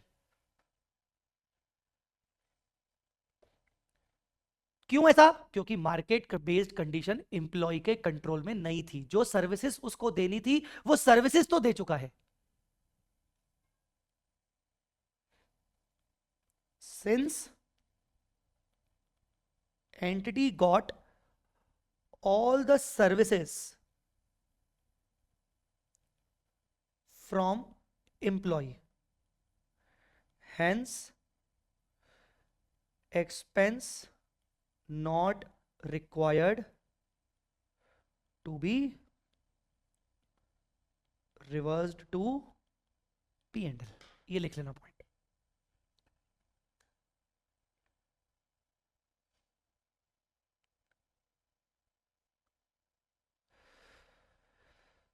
तो सेकंड वाले का क्या होगा? SBP reserve, SBP reserve to to retained earning.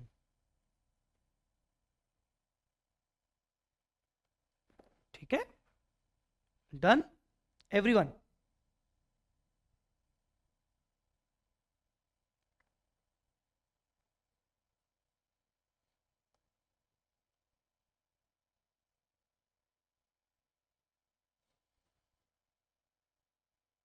बोलो जी, clear?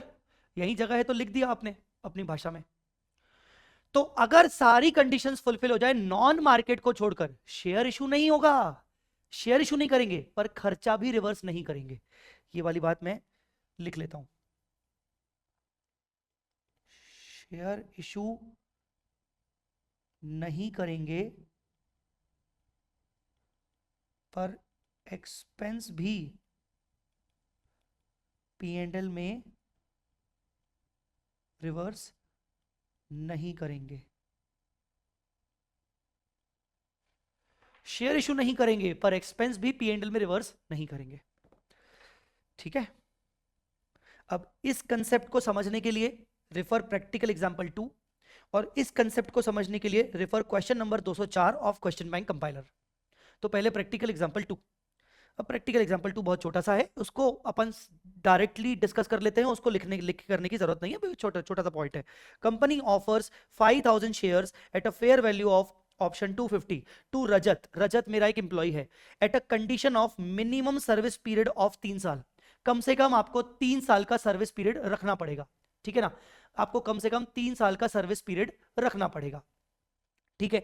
फिर क्या हुआ, मान लो फर्स्ट ईयर में आप क्या एंट्री पास करोगे, फर्स्ट ईयर में आपको क्या करना पड़ेगा भाई, 5000 इंटू 250 डिवाइडेड बाय 3 ईयर्स। तो एवरी ईयर का खर्चा कितना आएगा, 5000 into 250 divide by 3, every year का खर्चा आएगा 41667, ठीक है ना? तो आपने एंट्री पास किया, employee benefit expense to SBP reserve, ठीक है? सेकेंड ईयर में क्या हुआ, सेकेंड ईयर में क्या लिखा है, रजत लेफ्ट द जॉब, रजत ने जॉब छोड़ दी, रजत ने सेकेंड ईयर में जॉब छोड़ दी, इसका मतलब कंडीशन फुलफिल हुई नहीं, सर्विस कंडीशन ही फुलफिल नहीं हुई। तो सर्विस कंडीशन फुलफिल नहीं हुई तो क्या करोगे, ये जो एसबीपी रिजर्व आपने बुक किया था इसको वापस से P&L में डाल दोगे, SBP reserve account debit to employee benefit expense P&L। I मेरी बात समझ में, क्लियर हुआ सबको बेटा? यहां वेस्टिंग कंडीशन फुलफिल नहीं हुई। चलो जल्दी बताओ, सबको क्लियर हुआ ये वाला पॉइंट?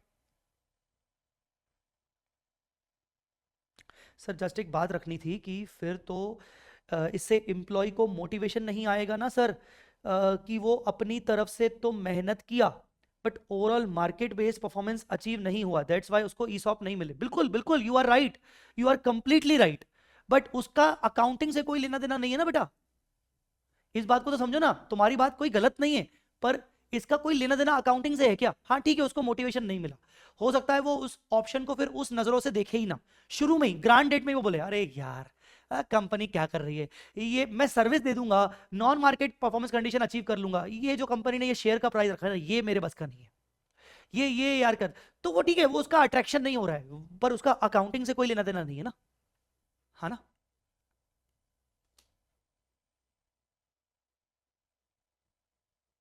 ठीक है, चलो जी, तो ये पॉइंट हमारा पेंडिंग था, वो क्लियर हो गया। हाँ, question number 204 of question bank compiler, 204 में आओ, 204 204 204 204 204 आ जाओ, क्वेश्चन नंबर 204। ऑल्दो क्वेश्चन जो है वो क्यूआर बेस्ड है, but I have to discuss because ठीक है, this is the first question, we need to discuss, we need to discuss. अब मुझे बताओ, अच्छा ये आपको बहुत काम आने वाले हैं, ये जो अपन अभी कर रहे हैं ना, कि भाई आपने रेफर कर लिया, आपने रेफर कर लिया, कई बार ऐसा होगा कि रिवीजन के टाइम पे आप अटक गए, समझ में आ गया रेफर करने की जरूरत नहीं है, पर आप रिवीजन के टाइम पे अटक गए, at least you have the solution कि हाँ ठीक है, सामने ये क्वेश्चन दिख रहा है, मैं क्वेश्चन को रेफर कर लेता हूँ, बहुत काम आएगा वो चीज situation. Apple limited has granted 10,000 share option to one of its directors for which he must work for next 3 years। 10,000 share option एक डायरेक्टर को दिए, 3 साल उसको काम करना पड़ेगा, मतलब service condition, and the price of the share should increase by 20% over the next 3 years। अगले 3 सालों में प्राइस नेक्स्ट 3 सालों में price should increase by 20%, should increase by 20%। बताओ जी, बोलो बोलो बोलो बोलो बोलो बोलो बोलो। Price should increase by next 3 years, next increase by 20% over the next 3 years। Year 1 में 22% मूव हुआ, ईयर 2 में 19% मूव हुआ, ईयर 3 में 25% मूव हुआ, ईयर 2 में आपका 19 हुआ। At the grant date the fair value of the option was 120। How should we recognise the transaction? तो फर्स्ट ईयर में आप देखो, आप बोलोगे भाई 22% मूव हुआ है, मतलब सब चंगा सी, everything is going well, so what we will do, 20% का बोला था, 22% मूव हुआ है, बहुत बढ़िया, बहुत शानदार। फर्स्ट ईयर में आप एक्सपेंस बुक करोगे, फर्स्ट ईयर में आप एक्सपेंस कितना बुक करोगे, फर्स्ट ईयर में आप एक्सपेंस बुक करोगे 10,000 into fair value 120 divided by 3, ये हो जाएगा 4 लाख। तो फर्स्ट ईयर में आपका एक्सपेंस, फर्स्ट ईयर आप एक्सपेंस बुक करोगे 4 लाख रुपीस का। The share price movement is a market based vesting condition, hence its expectation are taken into consideration. Even if the required market conditions are required as required is not fulfilled, there is no requirement to reverse the expense previously booked. Previously booked आपको reverse करने की जरूरत नहीं है, ठीक है ना? Irrespective of the outcome of the market price, as it is already taken care of in the fair value, each period an amount of 120 to 10 divided by 3, 4 lakh will be charged to the profit and loss account. मतलब आपको first year में भी 4 lakh expense book करना पड़ेगा, आपको second year में भी 4 lakh expense book करना पड़ेगा, आपको थर्ड ईयर में भी 4 लाख का एक्सपेंस बुक करना पड़ेगा। अगर अभी आपके सामने पेज नंबर, सॉरी मैं पेज नंबर बोलना भूल गया, 17.6 पेज नंबर बोलना भूल गया, सॉरी, 17.6। अगर अभी आपके पास वो है, स्टिकी नोट्स हैं थोड़े मोटे वाले,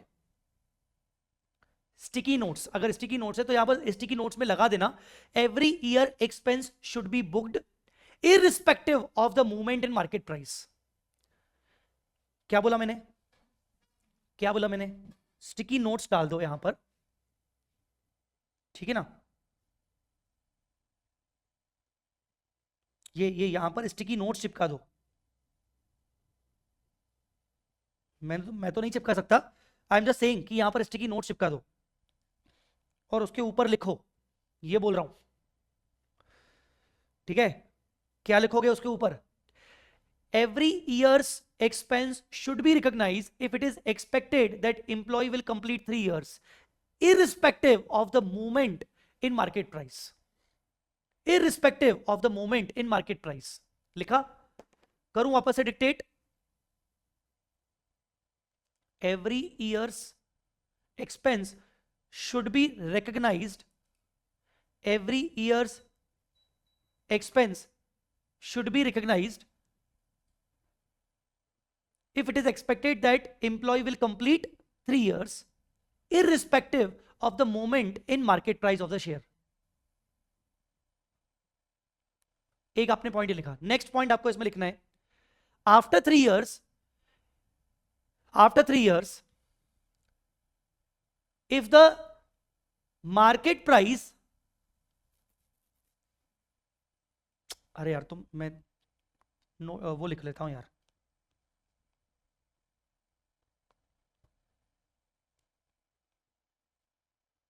क्वेश्चन नंबर 204,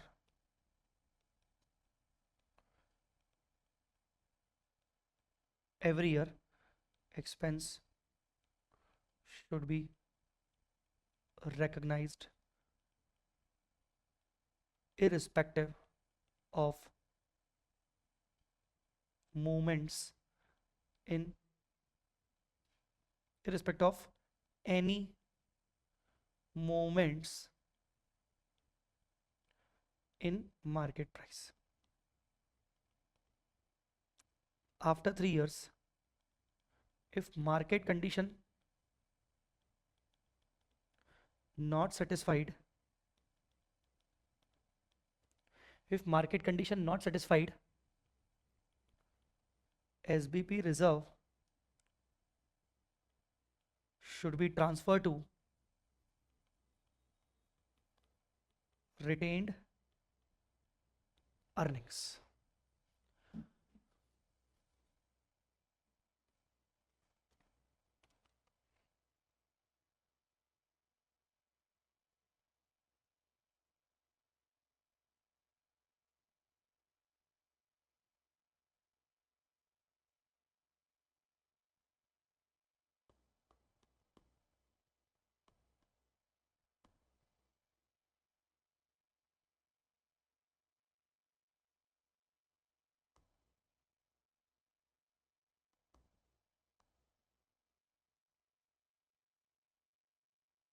ठीक है?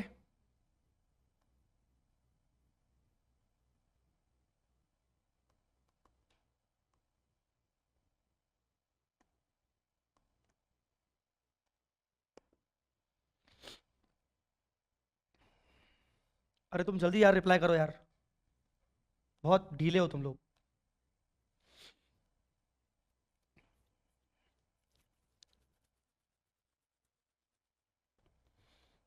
चलो अब आते हैं, मैं ये बीच का पॉइंट थोड़ा सा छोड़ रहा हूं, how to deal with the changes in equity settled payments.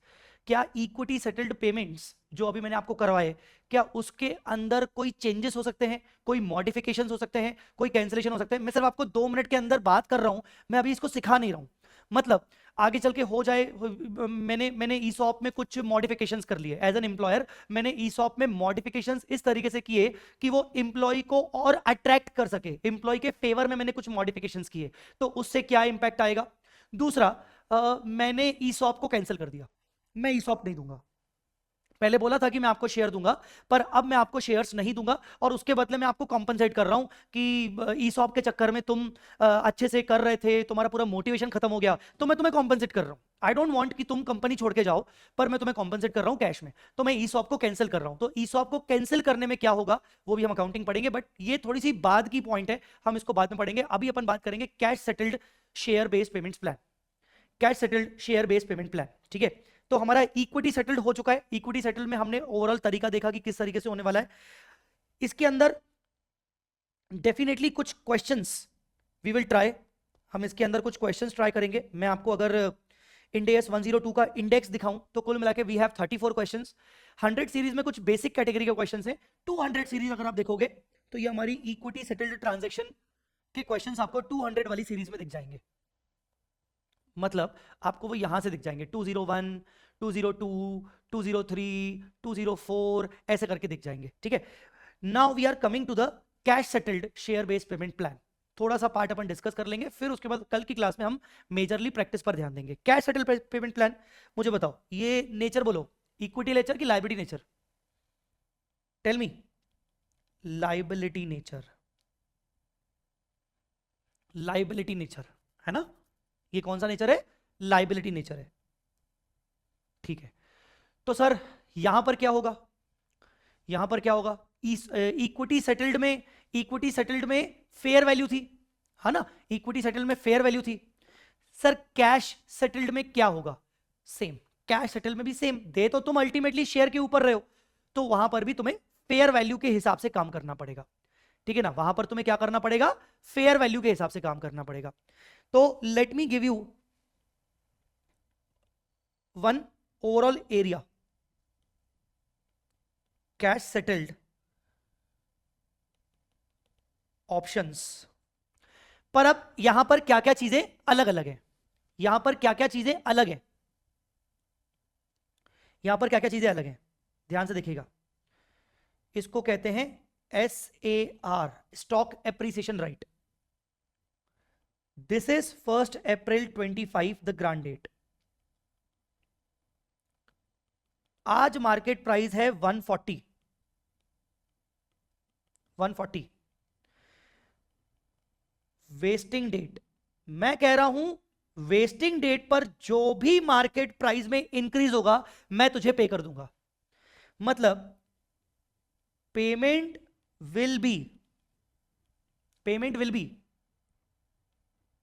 Equal to market price vesting date minus market price grant date, market price vesting date minus market price grant date. Payment इतना होगा। इसको एक शब्द दिया गया है, market price vesting date minus market price grant date. अच्छा, sometimes vesting date का मार्केट प्राइस नहीं देखा जाता, समटाइम्स मार्केट प्राइस देखा जाएगा जब भी तुम एक्सरसाइज कर रहे हो, मतलब वेस्टिंग डेट के बाद जब भी तुम हमसे कैश मांग रहे हो उस दिन का मार्केट प्राइस। तो समटाइम्स वो उस दिन का मार्केट प्राइस, ये डिपेंड करता है एग्रीमेंट के ऊपर कि मार्केट प्राइस हमारा कब का देखना है, वेस्टिंग डेट का ही देखना है, या फिर जिस दिन तुमने ऑप्शन एक्सरसाइज किया तुम्हें एक दिन दिया जाएगा उस दिन का मार्केट प्राइस देखना है, दैट डजंट मैटर। इसको एक शब्द दिया गया है, इसको कहा गया है also called intrinsic value, also called intrinsic value. मतलब तुम्हें पेमेंट किया जाएगा इंट्रिंसिक वैल्यू के बराबर। इंट्रिंसिक वैल्यू क्या है? इंट्रिंसिक वैल्यू है ग्रांड डेट की मार्केट प्राइस, और आगे चल के जो भी मार्केट प्राइस जब तुम एक्सरसाइज करोगे उस दिन की मार्केट प्राइस, जो डिफरेंस आएगा that difference is known as intrinsic value. उस डिफरेंस को क्या करना पड़ेगा, that is called intrinsic value, number 1। अब how to book the expense, अब एक्सपेंस बुक कैसे करोगे, यहां पॉइंट आता है how to recognise expense every year, every year का खर्चा बुक कैसे करेंगे, तो सुनो, सेम फेयर वैल्यू लेना है, वही नंबर ऑफ एम्प्लॉयज की एक्सपेक्टेशन लेनी है, नंबर ऑफ ऑप्शंस लेने हैं, ठीक है, बट इस बार तुम्हें fair value as on grant date नहीं लेना है, तुम्हें हर ईयर के एंड में एक फेयर वैल्यू दी जाएगी, हर ईयर के एंड में तुम्हें फेयर वैल्यू दी जाएगी, हर ईयर के एंड में तुम्हें फेयर वैल्यू दी जाएगी, तुम्हें एक्सपेंस बुक करना है as per the updated fair value of each year, ठीक है ना। तुम्हें एक्सपेंस कैसे बुक करना है, recognise expense as per the updated fair value, question में दी जाएगी, ऑफ ईच ईयर। सर ये लॉजिक नहीं समझा, ईसॉप में आपने फेयर वैल्यू ग्रांड डेट की लेके खत्म कर दिया किस्सा लास्ट में आपने बस, पर यहां पर आप हर ईयर एंड की फेयर वैल्यू अलग अलग ले रहे हो। बेटा लाइबिलिटी है ना, लाइबिलिटी मतलब ऑब्लिगेशन टू पे, मुझे कैश पे करना है, और मुझे अगर कैश पे करना है तो मुझे अपनी लाइबिलिटी को बार बार रीमेजर करना पड़ेगा। ये इंपॉर्टेंट है आपके लिए समझना कि लाइबिलिटी और इक्विटी में एक और डिफरेंस होता है। लाइबिलिटी क्योंकि ऑब्लिगेशन टू पे है, मतलब मेरी जेब से कैश जाने वाला है, तो मुझे उसको हर बैलेंस शीट डेट पर रिव्यू करना पड़ेगा, हर बैलेंस शीट डेट पर मुझे उसको रीमेजर करना पड़ेगा। जबकि इक्विटी, इक्विटी में कोई ऑब्लिगेशन टू पे है ही नहीं, वहां कुछ कैश देने की जिम्मेदारी नहीं है, तो मुझे उसको रीमेजर करने की जिम्मेदारी नहीं है, मुझे उसको एवरी टाइम रीमेजर नहीं करना है। ये लॉजिक आपको क्लियरली समझ में आना पड़ेगा कि लाइबिलिटी बिकॉज ऑब्लिगेशन टू पे इन कैश है, तो liability needs to be remeasured every time, liability needs to be measured every time. ये समझा बात की नहीं, तो तुझे लाइबिलिटी अब रिकॉग्नाइज करनी है हर साल की अपडेटेड फेयर वैल्यू के हिसाब से। बाकी जैसे क्वेश्चन सॉल्व करते हैं वैसे करेंगे। मतलब क्या चेंज हुआ, यहां पर शेयर इशू करने के बजाय यहां पर आप कैश दे रहे हो, कैश कितना दे रहे हो, इंट्रिंसिक वैल्यू के बराबर का। यहां पर एक्सपेंस बुक कर रहे हो, fair value same but the updated fair value of each year ending. Why? Because it's a liability. Cash settled option is a liability. So you need to update the liability. You need to remeasure the liability as per the current situation. The concept is over. Cash settled का मोटा मोटा concept is over from my side. You tell me आपको क्या नहीं समझ में आया, आप लोग मुझे बताओ आपको क्या क्या नहीं समझ में आया, प्लीज गाइस।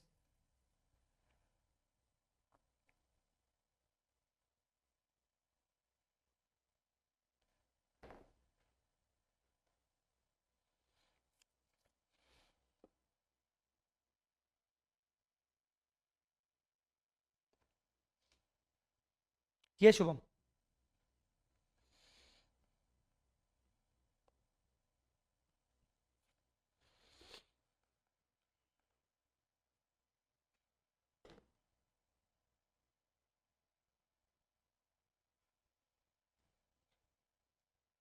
जिनको समझ में आया वो भी रिप्लाई करे यार, पता ही नहीं चलता कि आपके मन में क्या चल रहा है।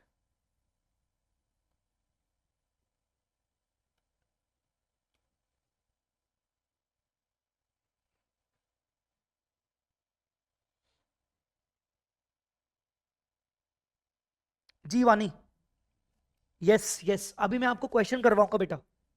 एट द एंड जो भी एसबीपी, बेटा एसबीपी रिजर्व नहीं, एसबीपी लाइबिलिटी, वानी एसबीपी लाइबिलिटी, तो जो भी एंड में एसबीपी लाइबिलिटी का अमाउंट बचेगा उसके बराबर हम पेमेंट कर देंगे। क्या हम लोग market price of vesting date से ईच ईयर एंड का मार्केट प्राइस लेस नहीं करेंगे, प्राइस ऑफ वेस्टिंग डेट से at each, wait wait wait, क्या हम लोग market price of vesting date से ईच ईयर एंड का मार्केट प्राइस लेस नहीं करेंगे? भाई भाई मेरे, market price of vesting date से at the end of each year का मार्केट प्राइस लेस नहीं करेंगे।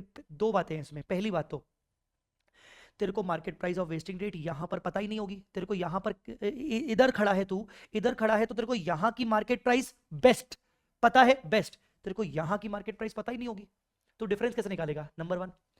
नंबर 2, वही लॉजिक जो कल समझाया था कि अगर तू ऐसा कर भी लेता है, चल मान लेते हैं कि तुझे यहां की मार्केट प्राइस पता भी है और तू यहां की मार्केट प्राइस मान ले, इधर की मार्केट प्राइस है 150 और इधर की मार्केट प्राइस हो जाएगी 200, तो तू बोल रहा है भाई 50 रुपए का खर्चा, मुझे 50 रुपए देने पड़ेंगे भाई भाई भाई भाई भाई। बट तू सिर्फ मार्केट प्राइस के फैक्टर को कंसीडर कर रहा है, ठीक है ना, जबकि सर्टिफाइड वैल्यूअर ने बाकी दूसरी चीजों को भी कंसीडर किया होगा, जैसे कि वही सेम एम्प्लॉय की एक्सपेक्टेशन, ग्रोथ क्या है, बेसिक रेट ऑफ इंटरेस्ट क्या चल रहा है, वगैरह वगैरह, अपॉर्चुनिटी कॉस्ट कंसीडर की होगी। And the biggest factor is like कि तुझे मार्केट प्राइस पता ही नहीं होगी यहाँ पे, तो तू जा ही नहीं सकता, इसीलिए तो तू क्या कर रहा है, इसीलिए तू फेयर वैल्यू पे जा रहा है। लॉजिकली ये फेयर वैल्यू क्या है, ये फेयर वैल्यू क्या है, ये फेयर वैल्यू कहीं ना कहीं वो एक एस्टिमेटेड इंट्रिंसिक वैल्यू है जो तुझे लगता है कि तुझे यहां पर पे करनी पड़ेगी। What is this fair value? This fair value is estimated intrinsic value which is needed to be paid at the time of vesting of the option.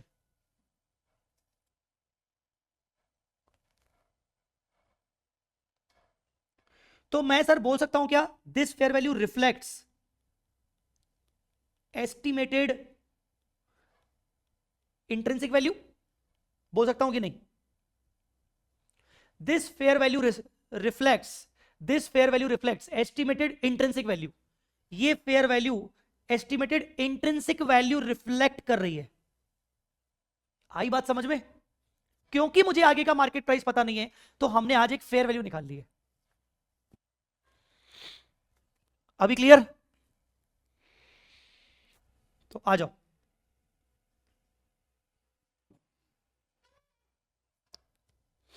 Cash settled share based payment is also known as share appreciation right. Intrinsic value तो भी हर year के and में निकालनी है? नहीं, नहीं निकालनी, नहीं निकालनी, नहीं निकालनी है। ठीक है, ठीक है, सुनो सुनो, अब सुनना पड़ेगा, अब सुनना पड़ेगा। यहां पर मार्केट प्राइस कितनी, 140, यहां पर फेयर वैल्यू हो गई, फेयर वैल्यू हो गई 28 रुपए। ये 28 रुपए किसको रिफ्लेक्ट कर रहा है, इंट्रिंसिक वैल्यू को।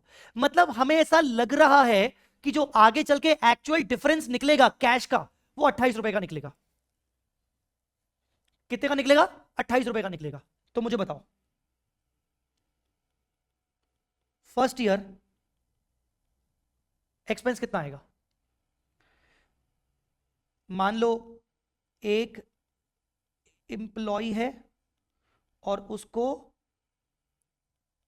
12,000 ऑप्शंस दिए गए हैं।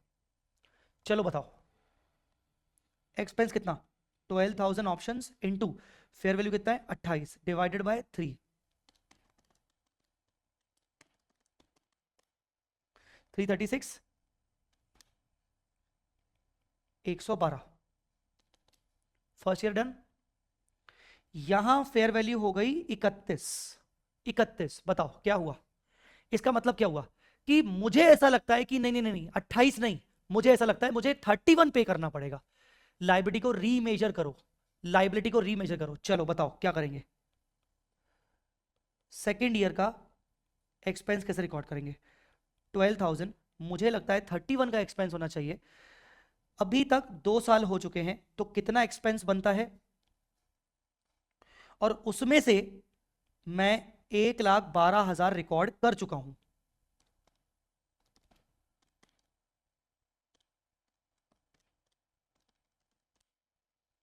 तो अब रिकॉर्ड करूंगा 1,36,000। बोलो डन, बोलो बोलो बोलो।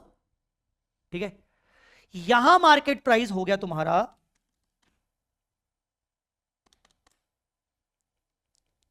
178, यहां मार्केट प्राइस हो गया तुम्हारा 178। अब बताओ क्या करोगे, यहां पर फेयर वैल्यू की जरूरत ही नहीं है, यहां पर फेयर वैल्यू की जरूरत ही नहीं है, मार्केट प्राइस 178 मिल गया। और मैंने एग्रीमेंट में बोला था कि जो भी मार्केट प्राइस वेस्टिंग डेट पे होगा, जो भी मार्केट प्राइस वेस्टिंग डेट पे होगा, उसका और ग्रांट डेट की मार्केट प्राइस का डिफरेंस। चलो बोलो क्या करोगे, अब एक्सपेंस बुक करो, अब एक्सपेंस बुक करो, 12,000 इंटू, जल्दी बोलो कितना करेंगे, 178 से 140 कितना, 130, ये 38, 178 से 140 38 होता है ना, हाँ, माइनस अभी तक कितना एक्सपेंस बुक कर चुके हो, 112, 136, 248,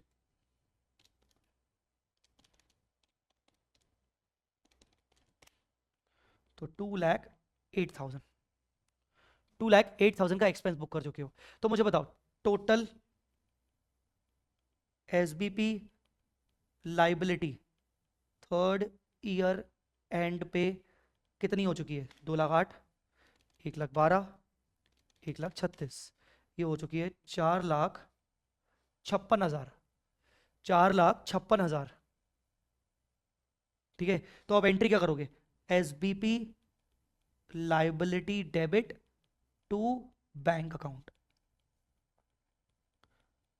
4,56,000, ये एंट्री पास, खत्म।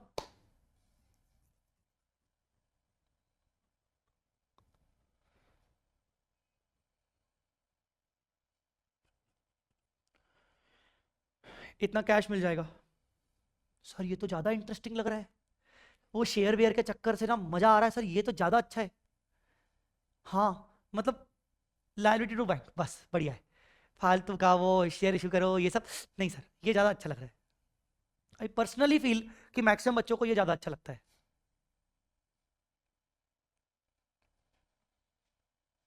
ठीक है, अब इसमें सिचुएशन चेंज कर रहा हूं मैं, अब इसमें एक सिचुएशन चेंज कर रहा हूं, करूं, सिचुएशन चेंज करूं, कर लो सर। सिचुएशन चेंज ये है, मैंने ये कहा कि मैं वेस्टिंग डेट का मार्केट प्राइस नहीं देखूंगा। मतलब क्या कहना चाह रहे हो सर आप,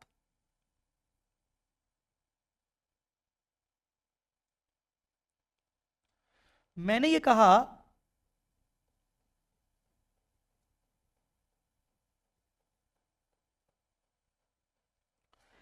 कि आगे चल के यहां का मार्केट प्राइस देखा जाएगा, एक बार ऑप्शन वेस्ट होने दो, उसके बाद इस डेट का मार्केट प्राइस देखा जाएगा, इस डेट का।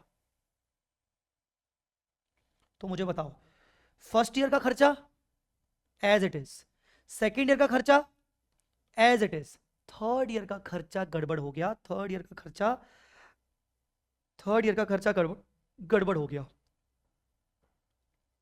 थर्ड ईयर का खर्चा गड़बड़ हो गया। क्या गड़बड़ हो गया, मैं थर्ड ईयर पे अभी तक मार्केट प्राइस 178 ले रहा था, क्योंकि मुझे थर्ड ईयर के वेस्टिंग डेट की मार्केट प्राइस चाहिए थी। अब मैंने कंडीशंस बदल दी, मैंने बोला नहीं, मैं मार्केट प्राइस यहां का नहीं देखूंगा, मैं मार्केट प्राइस इधर का देखूंगा। तो मुझे बताओ अब क्या करना चाहिए, अब मुझे यहां पर भी वही, यहां पर भी वही मुझे फेयर वैल्यू देखना पड़ेगा। यहां मैंने देखा फेयर वैल्यू है 36 रुपए, यहां फेयर वैल्यू है 36 रुपए, 36, क्यों, क्योंकि स्टिल मुझे एग्जैक्ट मार्केट प्राइस यहां की पता नहीं है, फेयर वैल्यू हो गई 36। तो मुझे बताओ थर्ड ईयर के एक्सपेंस को कितना रिकॉर्ड करेंगे, एज पर 36 रुपीज, इसको करेंगे 184, और अगर ये 184 होगा तो 112, 136 के हिसाब से ये हो जाएगा 4,32,000।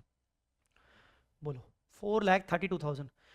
थर्ड ईयर के एंड पे मेरे पास फेयर वैल्यू है, क्योंकि मैं थर्ड ईयर के एंड का मार्केट प्राइस चेक नहीं करना चाह रहा हूं, थर्ड ईयर के एंड का मार्केट प्राइस मैं चेक नहीं करना चाह रहा हूं।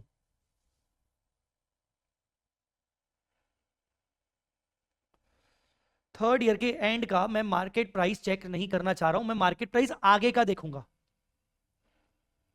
अब मान लो यहां पर मार्केट प्राइस हो गई, लेटर से मार्केट प्राइस हो गई यहां पर 145, मार्क नहीं सॉरी 145 नहीं, यहां पर मार्केट प्राइस हो गई 182, मार्केट प्राइस 182 हो गई। बताओ एग्जैक्ट इंट्रिंसिक वैल्यू कितना दोगे, एग्जैक्ट पेमेंट कितना करोगे, what is the intrinsic value, tell me now, tell me intrinsic value at exercise date,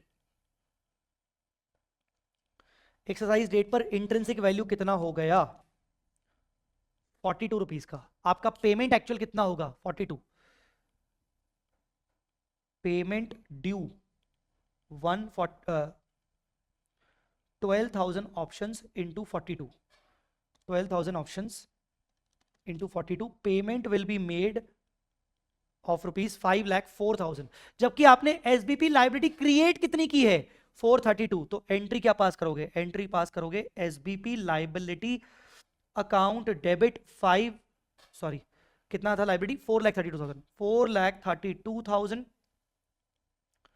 to bank account. इस बार आप पेमेंट कर रहे हो 5,04,000 का, तो बाकी का difference again P and L account, ये आपका एक्सपेंस रिकॉर्ड हो गया, इंप्लॉय बेनिफिट एक्सपेंस आपका रिकॉर्ड हो गया, ये चला गया 72,000। मतलब ऐसा कभी सिचुएशन हो तो बाकी का डिफरेंस भी आप पी एंड एल में कर दोगे। Sir P and L credit भी हो सकता है बेटा, कब? सर मान लो ये 182 की जगह 172 होता। सर अगर 182 की जगह 172 होता तो सर इंट्रिंसिक वैल्यू लॉजिकली आपकी 32 होती। मैंने हाँ, सो सर 32 के हिसाब से 12,000 बनते हैं सर 384। मैंने ठीक है हाँ, तो सर यहां पर हम 384 पे करते, जबकि लाइब्रेरी बुक हुई है 432 की, तो सर 48,000 पीएनएल में क्रेडिट होता। हाँ, फिर 48,000 टू पीएनएल होता। ठीक है, आया समझ में कि नहीं? तो ये हो सकता था। This is your cash option. कोई भी डाउट आए कि सर, अच्छा वो डाउट कि सर ईसॉप में फेयर वैल्यू चेंज नहीं हुई, लाइबिलिटी कैश सेटल में चेंज हो रही है। Reason same, simple reason, liability obligation to pay है। आपका आउटफ्लो आपकी जेब से जाने वाला है, तो जेब से आपका आउटफ्लो एक फिक्स जाएगा ही जाएगा। उस आउटफ्लो को अभी आप शुरुआती सालों में सिर्फ एस्टिमेट कर पा रहे हो, और जब जब आपके पास इंफॉर्मेशन और अपडेटेड आ रही है तो आप अपनी लाइबिलिटी को रीमेजर कर रहे हो। जबकि इक्विटी के केस में आपकी जेब से कोई कैश नहीं जाने वाला, तो उसको बार बार रीमेजर करके कोई सेंस नहीं है। आप एंड में कुछ डिफरेंस आ भी गया तो वो वैसे भी सिक्योरिटी प्रीमियम में जाता है शेयर इशू करते वक्त। याद है आप एंट्री करते हो bank account debit, SBP reserve account debit to equity capital to security premium. तो इन एनी वे वो सिक्योरिटी प्रीमियम को प्लस माइनस करेगा, और वो जो सिक्योरिटी प्रीमियम होगा वो वैसे भी security premium generated, not generated in cash है। वो सिक्योरिटी प्रीमियम नॉन कैश वाला पोर्शन है। तो तुम क्या ही उखाड़ लोगे, तुम अल्टीमेटली अपने इक्विटी में ही चेंजेस कर रहे हो। तुम अल्टीमेटली अपने इक्विटी में ही चेंजेस कर रहे हो। इक्विटी को रीमेजर करते वक्त, मतलब मैंने बोला कि लायबिलिटी को रीमेजर करना जरूरी है, इक्विटी को बार बार रीमेजर मत करो, ठीक है ना? बार बार रीमेजर मत करो, एंड में जो भी होगा सब डिफरेंस वैसे भी सिक्योरिटी प्रीमियम में दिख जाता है।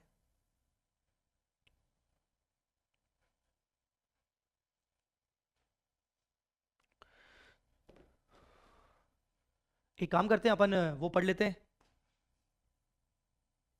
थ्योरी पढ़ लेते हैं किताब की।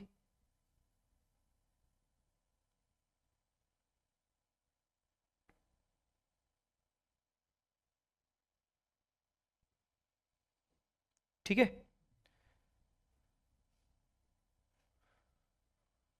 किताब की थ्योरी पढ़ लेते हैं। क्या बोल रहे हैं? Cash settle option, share appreciation right, employees are entitled to cash payment in future based on the increase in the entity share price over the specified period of time. Such increase is called intrinsic value. जो भी exercise date पर market price रहेगा less grant date पर जो market price रहेगा, exercise price रहेगा, whatever जो भी उन्होंने आपको बोला हो। Cash settled SBP are recognised as liability since there's a cash outflow. The fair value of the liability must be remeasured at each reporting date until this liability is settled. Any change in the fair value are recognized in the profit and loss. Calculation of each year expense is same as equity settled. However, the fair value of option must be considered for each balance sheet date. आपको fair value बार बार अलग अलग लेनी पड़ेगी, ठीक है?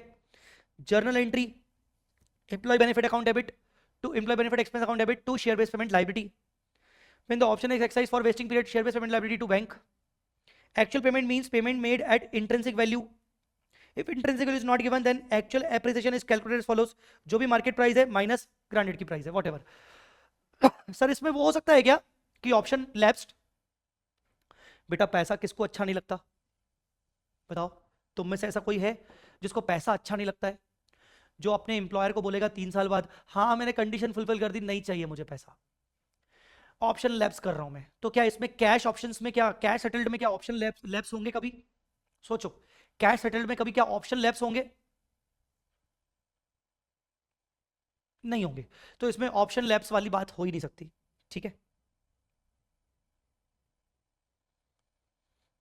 तो यहां पर बात हो नहीं सकती। तो ये था तुम्हारा cash settle payment plan. I will give you homework of this cash settle payment plan. 2 question का होमवर्क दूंगा, एक इक्विटी सेटल्ड पर, एक कैश सेटल्ड पर, ठीक है।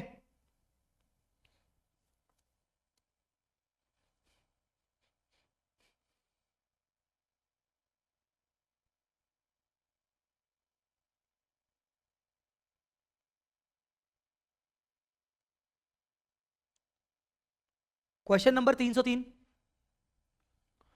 Question number 303।